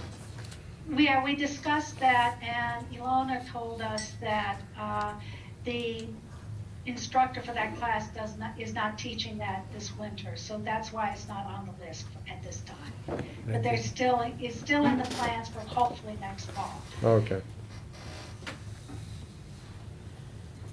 Any other discussion? Okay, seeing none, all those in favor of the motion signify by saying aye. Aye. Aye. Opposed, same sign. Motion carries. And The EV grants thing was actually the members of the Community Sustainability Committee received an announcement about EV infrastructure grants that are available to businesses. This isn't stuff for the council. It's by the state, and So when we received this, I forwarded the information on to both the Chamber of Commerce and to DBI for them to disseminate the information to the businesses in the community. It's basically grants that if a business wants to put in some kind of EV infrastructure at their businesses, there's some funding available to do that. This is just trying to get the information out to the community. Related to that, we also, the Sustainability Committee met on Friday, December 3rd.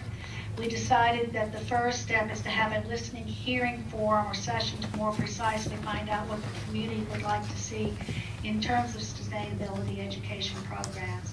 The county, which is part of this committee, is offering the assistance of the Cooperative Extension Office in doing some free programming once we hear from the public. And the PSU Sustainability Institute has 2 or more facilitators that can provide us with the programming and set up for this public forum. The plan at this point is to do a listening session sometime this winter. We'll be meeting again in 2 weeks to further flesh this plan out. Joanne, how much of these, Joanne, how much of these, Court training that we held, the final class was on November 16. At the end of it, they talked about several steps that equally will provide to the people who participated in this program. The first one is they're going to be talking to the National League of Cities and to the lead organizations to do a cohort training on green building construction and upgrades for all participants that were in this cohort. There's second, there are enhancing member support to each borough to help create a 12-month calendar of assistance customized to each borough, and they will, or city, depending on how big you are. And they're planning to have these meetings in January or February of 2022. They're also going to be holding what they call a biodiversity COP. It's basically, this is held biannually by them, and it's to work on creating a Paris-style agreement at the local level. If you want more information on this, it's available at a website called citieswithnature.org. And finally, they're going to be doing a buddy city checkup with members of the cohort next spring. Our buddy is State College. And then this afternoon, I received a request from the city of Meadville to talk to them tomorrow about how they plan on implementing their CAFT. It was suggested to them that we would probably be a good similar sized community to talk to them about what they're doing based on what we've done so far. Thank you. Does that end your report, Mike? That's the end of my report. and I have a question. How much staff time do all these events require from our borough staff? You hear that, Joanne? Yes, the meetings for the Sustainability Committee are, right now, are once every 2 weeks until we get this forum set up. And that's, Don puts in a Zoom request, sends out an email, and we meet an hour. So that's about it. 1 hour. Every 2 weeks. Yeah. Thank you. Is there any, You're welcome. are there any cost identified in these forums? No, that's the question I asked. And the Cooperative Extension services are free, unless we do something outrageously outside of their normal scope of work. Same with using the Sustainability Institute's conveners. Okay. So they said both of these services will be provided. Thank you. Any other questions for energy? Seeing none, we'll move to special committee reports. In the packet, there was a proposal for rotating council leadership roles.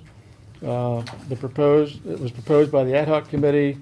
Wait a minute, back up. I had one more. There was one more thing on the Pennsylvania Municipal. Well, we're getting way past our 3-minute timeline. Let's go ahead and get this done. just that there were four presentations. One was on a solar app, one was on the benefits of a natural lawn care and pollinator-friendly landscapes, which I thought would be helpful with what the ornamental plantings in the right-of-way, so there's some information there. So presentation on American Rescue Plan, and then an update on the Pennsylvania Sustainability Certification Program, which Don has been working on and off over the past 3 years. But it's, and I have some more detail if you're interested in that, but I'll just keep it short like that. Okay, thank you. Any other discussion? We're going to move on again. So we're going to special committee reports. There's a proposal for rotating council leadership roles. It was proposed by the ad hoc committee with Ms. Tosti-Vasey, Mr. Brackbill, and Mr. Johnson. Council actions does not need to be considered tonight, but we did want to get it in front of everybody to vote on this at the next meeting. So basically what it is an annual leadership rotation. Makes sense. The new rule will provide opportunities of leadership for those who are interested.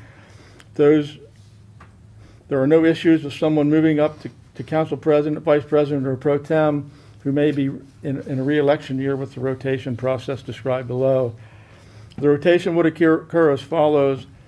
The new rule during the reorganizational meeting at the first meeting in each January, the council president steps down at the first council meeting of the new year.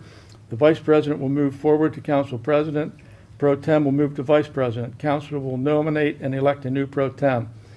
Should the current vice president not want to hold the council president position, the pro tem will fill the council president position. Council will nominate and elect this in the order of the new vice president and new pro tem.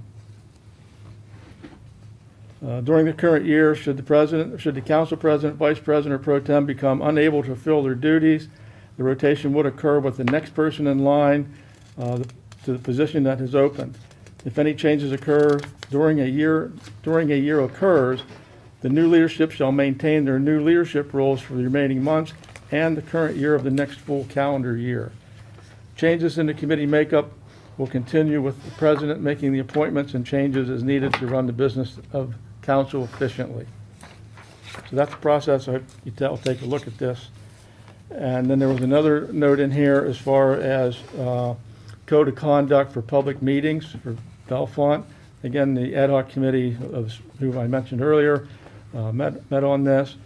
In October, we met with 2 college townships in discussion of this rotation, and then that took us to where sometimes public comments got out of hand in some meetings, and they decided, or they told us it would be a good idea to have a policy set up so people know coming into a public meeting as far as try to get into it. The demeanor of the meeting was brought up. It was suggested that a written code of conduct be created for all public meetings and hearings conducted by the borough. This written policy lets the elected or appointed board members and the public understand how meetings will be conducted and what types of behavior conducted is or is not acceptable. And that's pretty much where that was going. So that's another one to take a look at. This, we're not going to vote on this evening.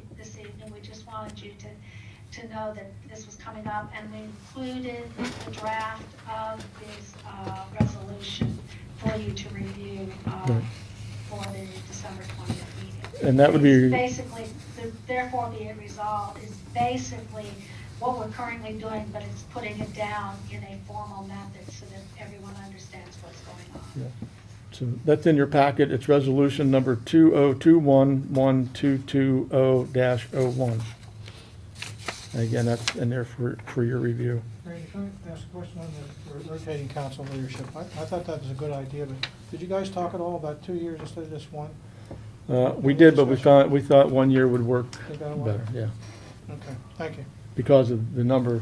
Like Yeah, I understand. some people have 5, some have 3. We have Yeah. 9. So Yeah. that's what made it.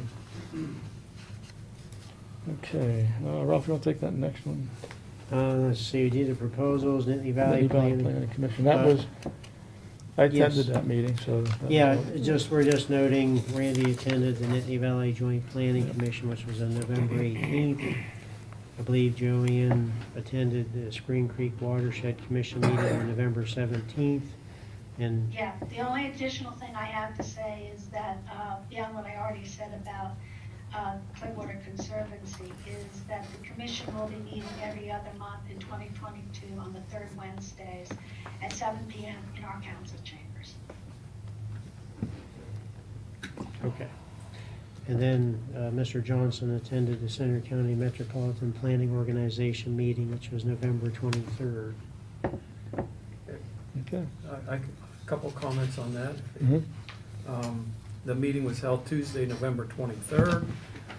Some good news is our Phoenix Avenue is on the tip, so that's good news. That will move forward a little bit. The other good news is, and they selected, or the technical committee and the coordinated committee selected 4 sites. I want to get to them here. In September, the coordinating committee approved a review process and formed a TA review committee to evaluate and prioritize candidate projects. The review committee evaluated the projects and presented comments to the technical committee. The technical committee subsequently recommended that the attached comments be provided to PennDOT central office by January 7th deadline. There are 4 projects that the coordinating and the technical committee made recommendations to have funded, and the 4 of them are Bellefonte Borough, Ferguson Township, Phillipsburg, and State College Borough. Bellefonte, our streetscape safety improvement project, was recommended for approval by the technical committee and the coordinating committee, but that will not be approved, if it is approved, until after the January 7th deadline. But that total amount would be $322,943, and that's the streetscape that we're contemplating or looking at for South Spring Street, between Allegheny or High Street and Bishop Street. Is that accurate? The other one's Ferguson Township was being considered for bike path and pedestrian improvements. Phillipsburg Borough Pine Street sidewalk improvements, $977,562. State College Borough, Easterly Parkway, Westerly Parkway, and Blue Course Drive, shared used paths, $1,083,972. But that's good news for Bellefonte Borough. Hopefully those candidates will be approved. Let's see, I think that completes my report. The next meeting is Tuesday, February 22nd at the COG building at 6 p.m. of 2022. Any questions on the special committees? Seeing none, the borough manager, you can give your report that's not here. Yes, my report would be, we do reports at the second meetings of the month, so it'll be there next month, next meeting. Under old business, we have CNET asking if we want to revisit the live meeting that they can provide us. Council may take action to confirm if they desire to spend the necessary funds, which is 3 years ago it was estimated at $66,000. Get that out there. To have live Comcast connection and to confirm that the council is willing to change their meetings to Tuesdays. There are other live meetings on Mondays, Wednesdays, and Thursdays. Council may take action to approve the expenditure and to move the meetings to Tuesdays. I'd like to hold this vote off until December 20th because we're having 5 new members come on council, and I want them to have a chance to say, can they meet on Tuesdays versus on Mondays? Because I think that is the big question that we have. They haven't yet had a chance to weigh input, and I think that it would be fair to them if we waited until we could hear from those 5 individuals as well as the people who are continuing, so we can make a decision whether this is a good idea or not. I'm not sure we need to do that. Right now, we're the ones here, and I think we can make this decision if somebody wants to make a motion. But go ahead, make a question. I personally, that's my thing. I wouldn't want to change the Tuesdays, but my question is, years ago, Ralph, when we started this, we were live on Mondays because we took turns with these other townships. I know we gave it up and somebody else, State College went live, all their meetings. At that time, one of State College's meetings was live and one of ours was live. When we gave it up, there was about a 3 or 4 year period where we didn't have CNET coverage. In that period, State College jumped in and has both their 2 meetings of the month live. Well, it's up to you guys, but I'd sooner stay on Mondays, and I'm not gonna be here. But at least move it to, instead of the first and third, move it to second and fourth Mondays. Keep it on Monday. They have the same problem on the second and I think Okay. they have another municipality. We have no motion, but we have a lot of discussion, so let's have a motion on what we want to do and move this forward. Okay, I'll make the motion just to approve or I'll make the motion to consider moving the meetings from Monday to Tuesday, first and third Tuesday. I'll second that motion. Okay, now we have discussion.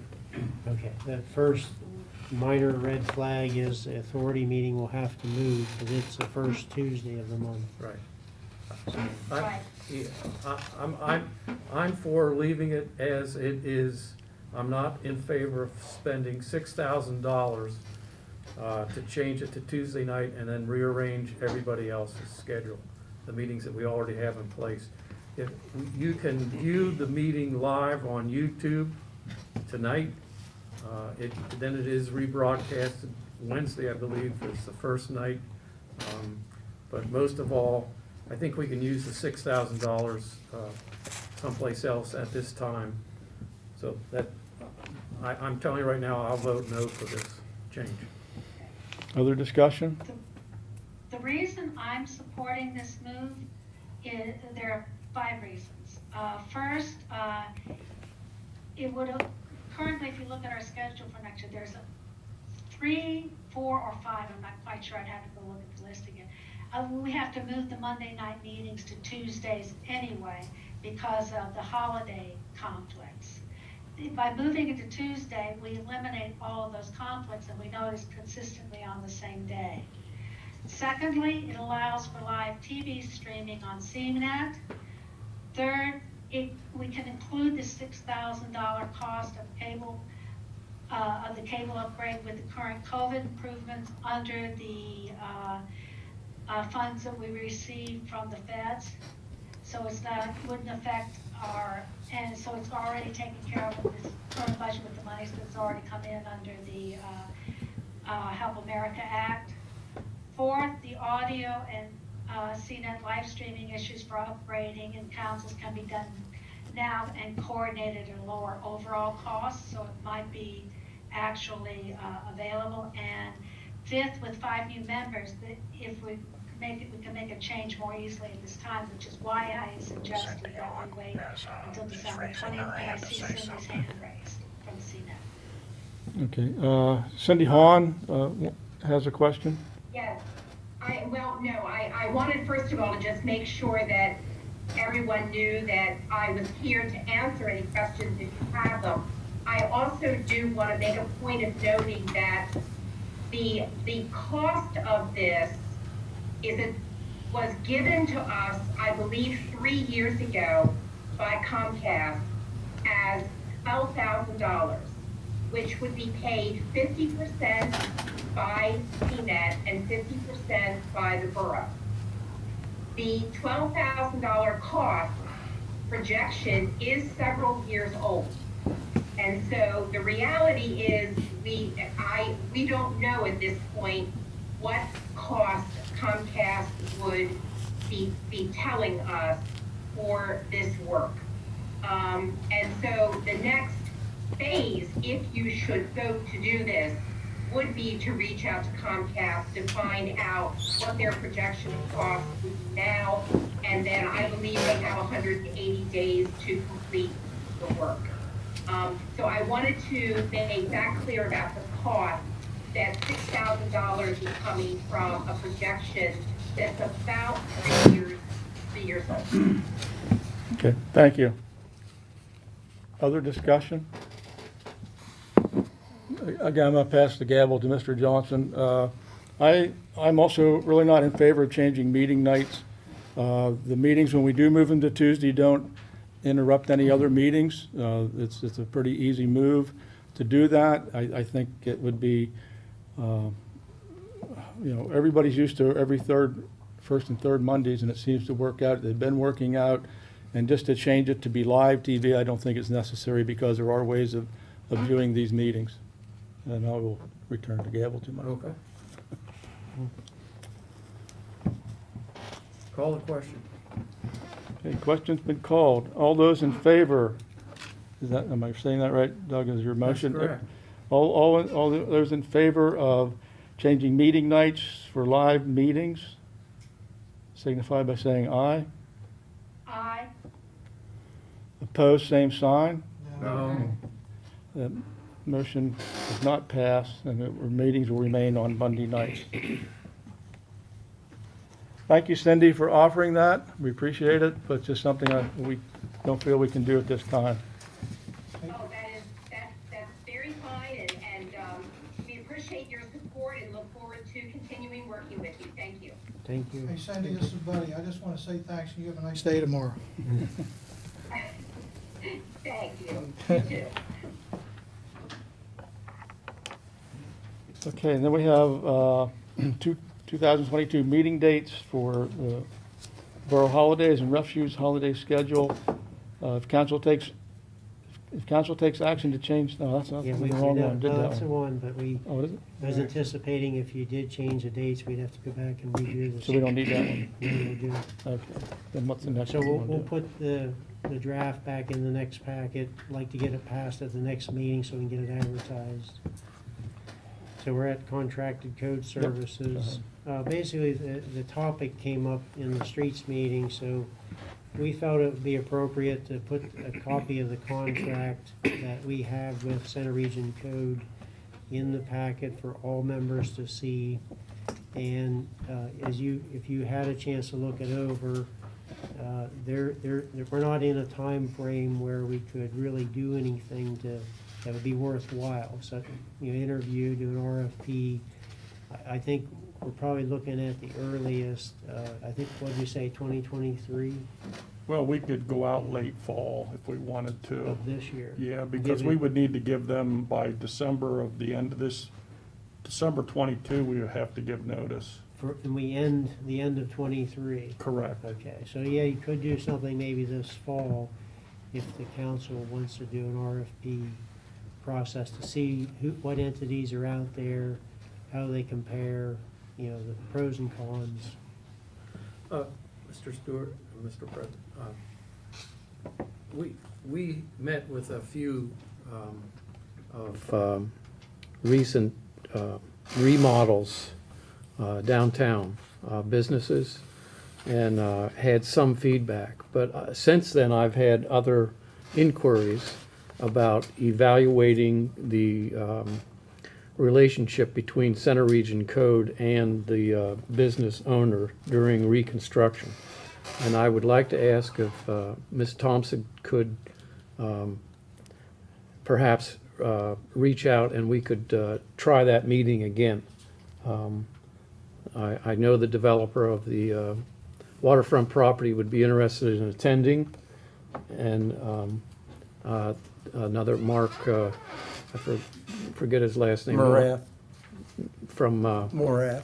Mark Blink. Oh, Delustrator. Delustrator, yeah. He would like to attend with some comments of his actions, interactions with Center Region Code during his remodeling process. So for next year sometime. Sure, yeah, that's not a problem. I think that reaching out again to try and get more feedback is beneficial. Just to clarify, you're talking about that meeting we had, I believe it was the end of August? Yeah, it was with some. It was with. Yeah, some business owners. And we had some letters, but we Right, only, okay. I think we only had one person in attendance. Right, I just wanted to make sure we were talking about the Yes, same meeting. yes. Okay. Yeah, definitely can reach out. I can work with Jenny Lynn and Good. try and contact more business owners and get some feedback and try and put together another meeting. You make sure you reach out to Mr. Songer too? Yes. Okay. Thank you very much. Yep. Anything else on that topic? Seeing none, social media? Social media policy was reviewed by the HR committee, and there's been some editing done, I think, from the last council meeting, and we're putting it back in for your consideration. It's a policy, it's not an ordinance, it's not a resolution, so it's a policy that we would like have council consider, and if it is adopted, we would add it to our personnel policy guidelines. Do we have a motion? So, Randy, this was tabled at the last meeting, so you need to take it off the floor for a vote. Okay, so do we have a motion to remove this from table? I'll make that motion. Motion made by Bosky, second by Mr. Eaton. I believe that we tabled the channels, the social media channels document, but there's also a social media policy for council. But it's really for all volunteers Right, and for all committee meetings. all committees and personnel. Right. Individual, let's call it individual, and then there's one for channels. The channel one being, here's the steps if you want to start a channel, social media channel, and what that implies. And that only includes if it's related to the borough software and things like that. The channel one relates to, yes, specifically borough operations. If anyone wants to start an additional channel, they need to get approval. Anyone who's making a channel, for instance, fire department or water authority or anything, the borough needs to be added on as an admin. Basically, that's what that all Okay, but says. the borough, the fire department isn't under this umbrella. So they just basically have their own social policy now. So that- That's for instance, like Okay, if okay. Just that. yeah, if they have it, the borough should be an administrator. The other one, the individual, is basically a code of conduct.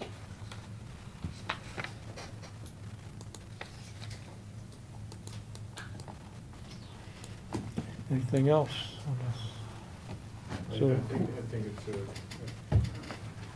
speaking to it, I think it's a good policy, especially in the channels. It gives us a format for how we will set up our, we will distribute information and make sure it's consistent. again, we're discussing, do we have another motion on this project? You have a motion to remove it from the table. Does that need to So be? You didn't we have vote on it. to. Okay. All right, so we're still discussing removing the motion. Okay. Want to make sure, keep it right. So removing from the table just is an up or down vote without discussion. And then all those in favor to take this off table signify by saying aye. Aye. Opposed, same sign. Okay, we're good to go. Now we need a motion. Now, I'll make a motion to approve the Bellefonte Borough Council policy for individuals and the policy for channels. why don't we just say this, approve the social media policy? They're two individual policies. Okay. The one that was in your packet is the one that was not, Table? that was the one that wasn't ready. I would say that the one that didn't finish going through council. And then the one that Ralph sent out on Friday afternoon was the one that Okay. is up for approval. I understand. Any other discussion on If the I policy? understand a second that the Who person, seconded it? Mike, John Eaton, I'm sorry. Eaton did. the second one on the personal social, as long as someone from council or on the authority or wherever else, when to post something on social media, as long as they say this is my own personal opinion, it's okay to say, is that right? Yes, and as long as you It's do not borough not, policy, but it's my personal thing. as long as you say it is your own Yeah. personal belief That's what- and you do not disclose information that is privy to executive privilege, then yes. In other words, completely divorce yourself from the borough and the organizations. If you have an executive meeting, don't pass it on anywhere. Yes. So does this go, I'm gonna ask this question again, does this go to somebody's personal Facebook page? That If you're setting out there on a committee They member or just can't, something? if you're on, well, I think what it says is if you're on the council and you use your personal Facebook page, you can't say this is what the council says. All right, this isn't borough policy or whatever. Yeah, it's just, this is your my own personal opinion. But if So- if it becomes So, for public example, information through another Randy, source. I have 2 Facebook pages. I have my personal one where I do whatever I want. I also have one that's labeled Joanne Tosti Daisy, Bellefonte Borough Council.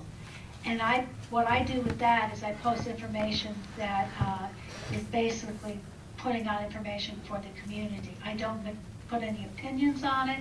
I just send out, so like this meeting this evening, I will put out that once CNET sends me the video, I post it on that page.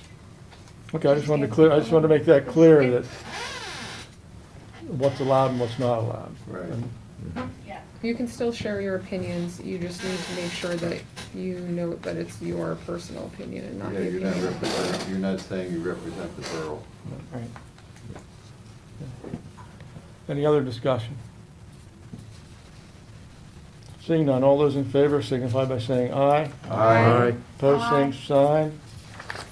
Yeah, motion carries. As the head of the HR committee, I would like to thank Melissa for pulling this together because she's speaking a language I really don't understand.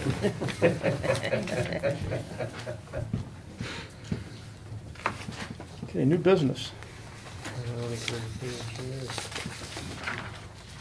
This is the moment we were waiting for. I'm sorry. You got old business? Yeah. Old business? Did You missed something, or you, No, something you no, want to bring me, up? I have it. Okay, Okay. good. Don't you usually ask for old business? Yep, go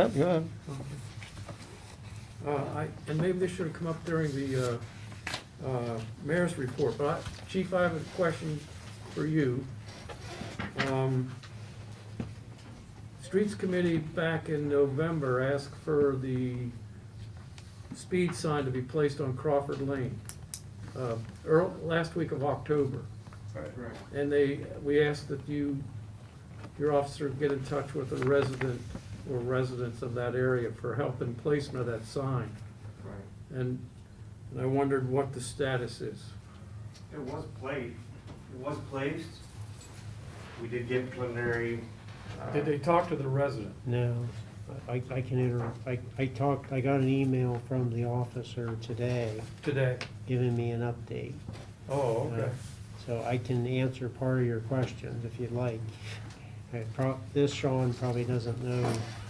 I mean, I got a reply back. I think I tried to give you guys an update at your committee meeting or maybe shortly after. Oh, okay. The officer had problems with either the equipment or the post, and that caused some delay. He is planning to stop in and talk to the residents there near Crawford Lane as soon as the schedule permits, but he has not done that yet. That's as of today. Well, I guess my question is, why is it taking so long When it, to contact the residents? Mr. Johnson, where the resident wants to put it, closer to his house, that he wants to put it on eastbound, Yes. there's a fence. And they put I don't know who put it up for him, but the post that they put up will not hold the speed sign. You're not gonna put a several $1,000 piece of equipment on something that's not gonna hold it. So that's the issue right now. Okay. One other question. Ticket resolution, has there been any progress on the tickets that were written and how many have been paid and how many have been turned over to district justice? I've asked that. We're bringing in the enforcement officer to the next streets meeting this week. Oh, okay. Okay. Thank you. Hey, Chief, before you go, since we're on the topic, Is there any way we can get more police presence downtown during busy times to get at the crosswalks, to at least have them around in the Diamond area? Sure. I'm just I mean, asking. you know, we can discuss it. When do you want them exactly? Well, I'm thinking more like Saturdays anyway, because of people coming in shopping, and especially with Victorian Christmas, I think it would be good to have them. I know, You want, oh, for this weekend, or just for, you know? well, just on and off whenever they can find the time to get there, but it would be good to see the presence down there during busy times. Okay. We'll get on it. Thank you. Anything else under old business before I move on to thank you. new business? Okay, new business. Consider approval of tentative 2022 budget. Did we do these already? Well, this is what we talked about in the work session. As mentioned in the work session, if maybe just to recap it, we're only proposing an increase of 0.5, and then Ms. Clayton also touched on it in the finance report. But we want to approve or ask your approval for posting the budget and making it available for public inspection as presented. It does have an increase proposed at this time. We're looking to get it out for public feedback, public comment, and then have it acted on at the meeting on December 20th. Okay. We need a motion? Yes. I'll make it. Prendergast and Clayton. Discussion on this motion. There's something I wanted to bring up, and it might not pertain to this, and maybe I should do it underneath this, but it has to do with the budget. As we're working on the 22 budget, we have projections from 2020, 2021 into 2022. At one point of our discussions, we noticed that on legal expenses under counsel, at one point within the first 9 months, we had spent $525.50. And then in the past 3 months, we have spent $6,782.13. And our budget for this year was $1,000. And I'm not sure when this money got approved. I looked through minutes.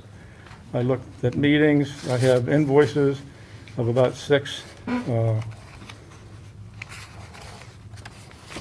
invoices from one ordinance that was being looked at. And again, I could not find any reconciliation where money was approved to spend this money, taking us over budget, which is not what we do. So I'd kind of like to get an answer on that. I don't know if we want to go into a exec meeting after this meeting and talk about it and figure it out, if that's a possibility. Wouldn't we need Lori? I don't know. I'm just asking, I want to know about the meetings and who was involved. And it seems to me like, somebody didn't get approval, but they still spent the money. In cases like this, the majority rule, so it's whatever majority of council wants to do. There was expenditures made for legal expenses in relation primarily to one draft ordinance. But if you want to clarify that, I'm trying to think, I suppose it's one of the exemptions you can meet in executive session, clarify the funding and the approval process. It's You need a motion or any extraordinary expenses over and above what the budget says for legal assistance that has to be approved by council before it's spent. Well, I think that's going forward. Yeah, It's going what to forward. do Yeah. going So, backwards. But right now, I'd like to find out what happened and why it happened. I think honestly, you should. So Let me Brandon, just can say we this. finish with the advertising of the budget before we move to this, because these are two different issues. Okay. And I would suggest you get an opinion from the solicitor. I know it's more money. I don't want to have you meet. I don't want to have you meet when it's maybe not appropriate, because executive sessions have rules, and there's only a handful of reasons you can hold an executive session. I'm Okay. not sure this quite fits. It's a, So does it have to be handled? Let's finish the ordinance as requested. So any discussion on advertising, approving the advertising of the budget, proposed budget? Seeing none, all those in favor, signify by saying aye. Aye. Aye. Those opposed, same sign. Motion carried. Thank you. Going to be a nay there. Oh, one day, thank you. One nay? One That was you, okay, sorry. One nay. You don't want to advertise the budget? I asked for details on where some of the budget numbers have come, and in the past, we asked for budget numbers No, going that's no back problem. to like 2008, and I've never seen them. And, you know, in good conscience, I can't say that I vote for a budget where information's been requested and not provided. Okay, all right, we're done with that motion. I still, under new business, I would like to, if we don't think it's comfortable or we're good with having the exec committee meeting, then I would like to ask for a motion to have the solicitor give us an approval of what we can speak to this budget area of council, to see if we can have an executive meeting. Does that make sense? Yes, it does to me. I'm of the mind that the money was spent, and if I'm thinking about it correctly, it's because some members of council disagreed with other members of council. And instead of bringing the thing to a vote, said in executive session, let's send it to council. That's a familiar refrain when we disagree on things and we want to kick it down the road, send it to the solicitor. That is what I remember. I can't speak to every single bill, but it is a common refrain, and especially in the matter that we were discussing. So, as my time is limited on this council, I would like to spend it not dredging up past things that could be seen as vindictive. That's my 2 cents. Well, to respond to that, this is an effort to prevent it from happening again. Understandable, but that was a group decision. I have never experienced the amount of money that was spent for one ordinance to try to be approved with no possibility of being approved. And somebody needs to be held responsible for it. If it's the council, then we need to take the responsibility for it. But I don't want to see it happening again. If somebody came to me as a representative of this town, it's my responsibility to come to council as this would proceed along, and that was not done. So it needs to be addressed and the policy needs to be changed. Maybe we ought to itemize legal fees for all the departments and fund Authorities. numbers. Yeah, authorities, and we should tabulate that and let the public see how much money we're spending on legal fees across the board. Well, it's here, it's right here for everybody to see, it's been here. But itemized lists of every ABC's legal fees are not, Well, if they had legal fees, they're in here somewhere. but they're not itemized, which is what you're asking But we're not for. talking about that, we're talking about monies that were spent That for was one unapproved. ordinance. And we had two main meetings talking about this ordinance over about an 8-month period. And all of a sudden, all these costs are coming in for lawyer fees. And they were not approved through any council minutes that I could find. And Because that's why like I feel it was inappropriate, and you can't do it in an exec meeting. Responsible members would have presented it to council to give us the progress and the future costs of what it might be. And that was not heard of. I think the problem was, we, every time we sent something to the council, nobody really said, hey, you know, this is gonna cost us money. It wasn't presented to council, the additional No, I spending. mean, I'm saying, whenever something was sent to council, every time it goes, it racks up a bill. Mike, we have never spent this amount on an I ordinance. understand that, that's not what I'm saying, I'm just saying that we've sent a lot of things to council. And it's, every time we do, it jacks up the cost. And I'm not saying it's one if it was all in one ordinance, I can't speak to that. Yeah, sure you can, you were on council. Yes, I know, but I mean, I don't have the numbers, I don't know what. I'll tell you what, which they are. ordinance- How much was spent? Just, over $5,000. Close to 6. We kept kicking it back to council. We kept kicking it back to council. No, we didn't, but it went back to council several times for meetings. It wasn't anything kicked to them, it was meetings that were set up with council. And that's where the money was generated from, that's where the bills were generated from meetings that were held. And not Yeah, I with all council members involved. No, I know that, but in council, we sent it. So how did the request to council, how many requests didn't go through Ralph to council? I don't know what you mean by that. Well, did we have did we have requests going to council that did not go through our borough manager? No, I don't think so. There was an approval, a generalized approval to seek legal counsel this year. You know, probably, I don't remember the exact time frame, but there wasn't a dollar amount projected in the expense. Right. Again, that's language I could not find in any of the emails through this year. So I'm just saying. I agree with you, I never saw anything about it. Can you see if those dates line up with executive sessions? Because I think that is where it was discussed. But you can't approve anything in an executive session. Well, It's the same then- guidelines as your work sessions. Well, then, aren't you in the same situation of the people that criticize the streets committee for hiring a consultant to do studies on the Diamond area? That was approved by council.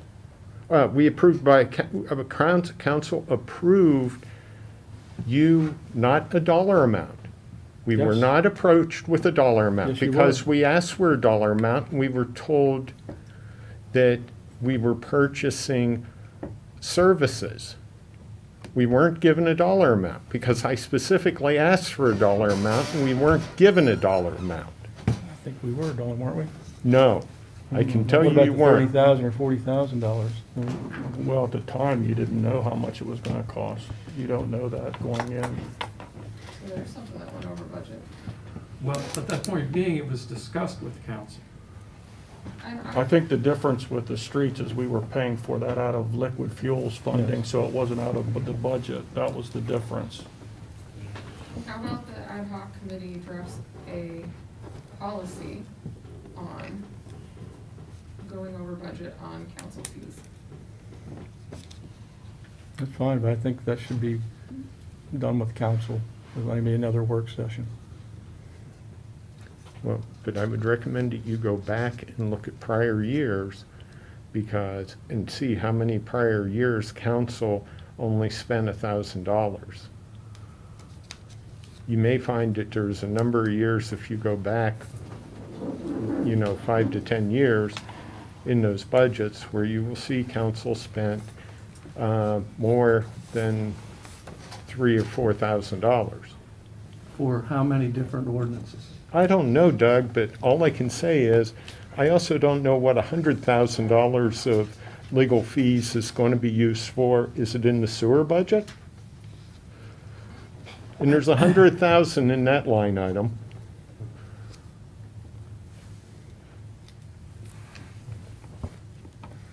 Now, that's more than an ordinance, isn't it, Doug?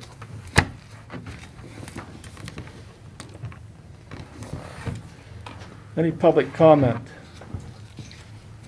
Yes. This is because it wasn't off the agenda, and we have several ABC, Authorities Board and Commission vacancies coming up. The appointments are going to be made on December 20th.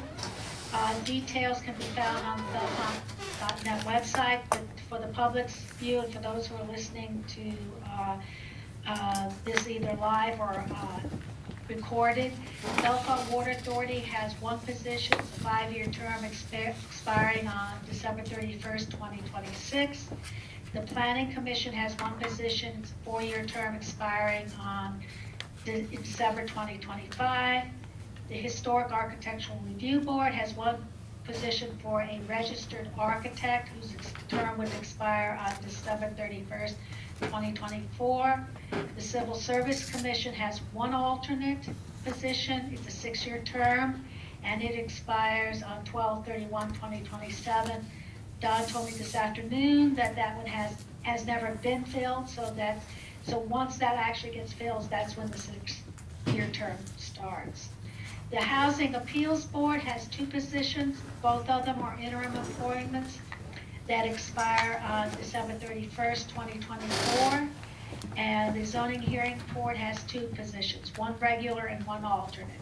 The regular is a full 5-year term that expires on December 31st, 2026. And the alternate position is an interim appointment expiring on December 31st, 2024. Any questions? Okay, seeing none, we come to adjournment. I have a motion to adjourn. I'll make that motion. Mike Pendergast, second. I'll second it. Deb Clayton. Motion carries. Let's go. Thank you.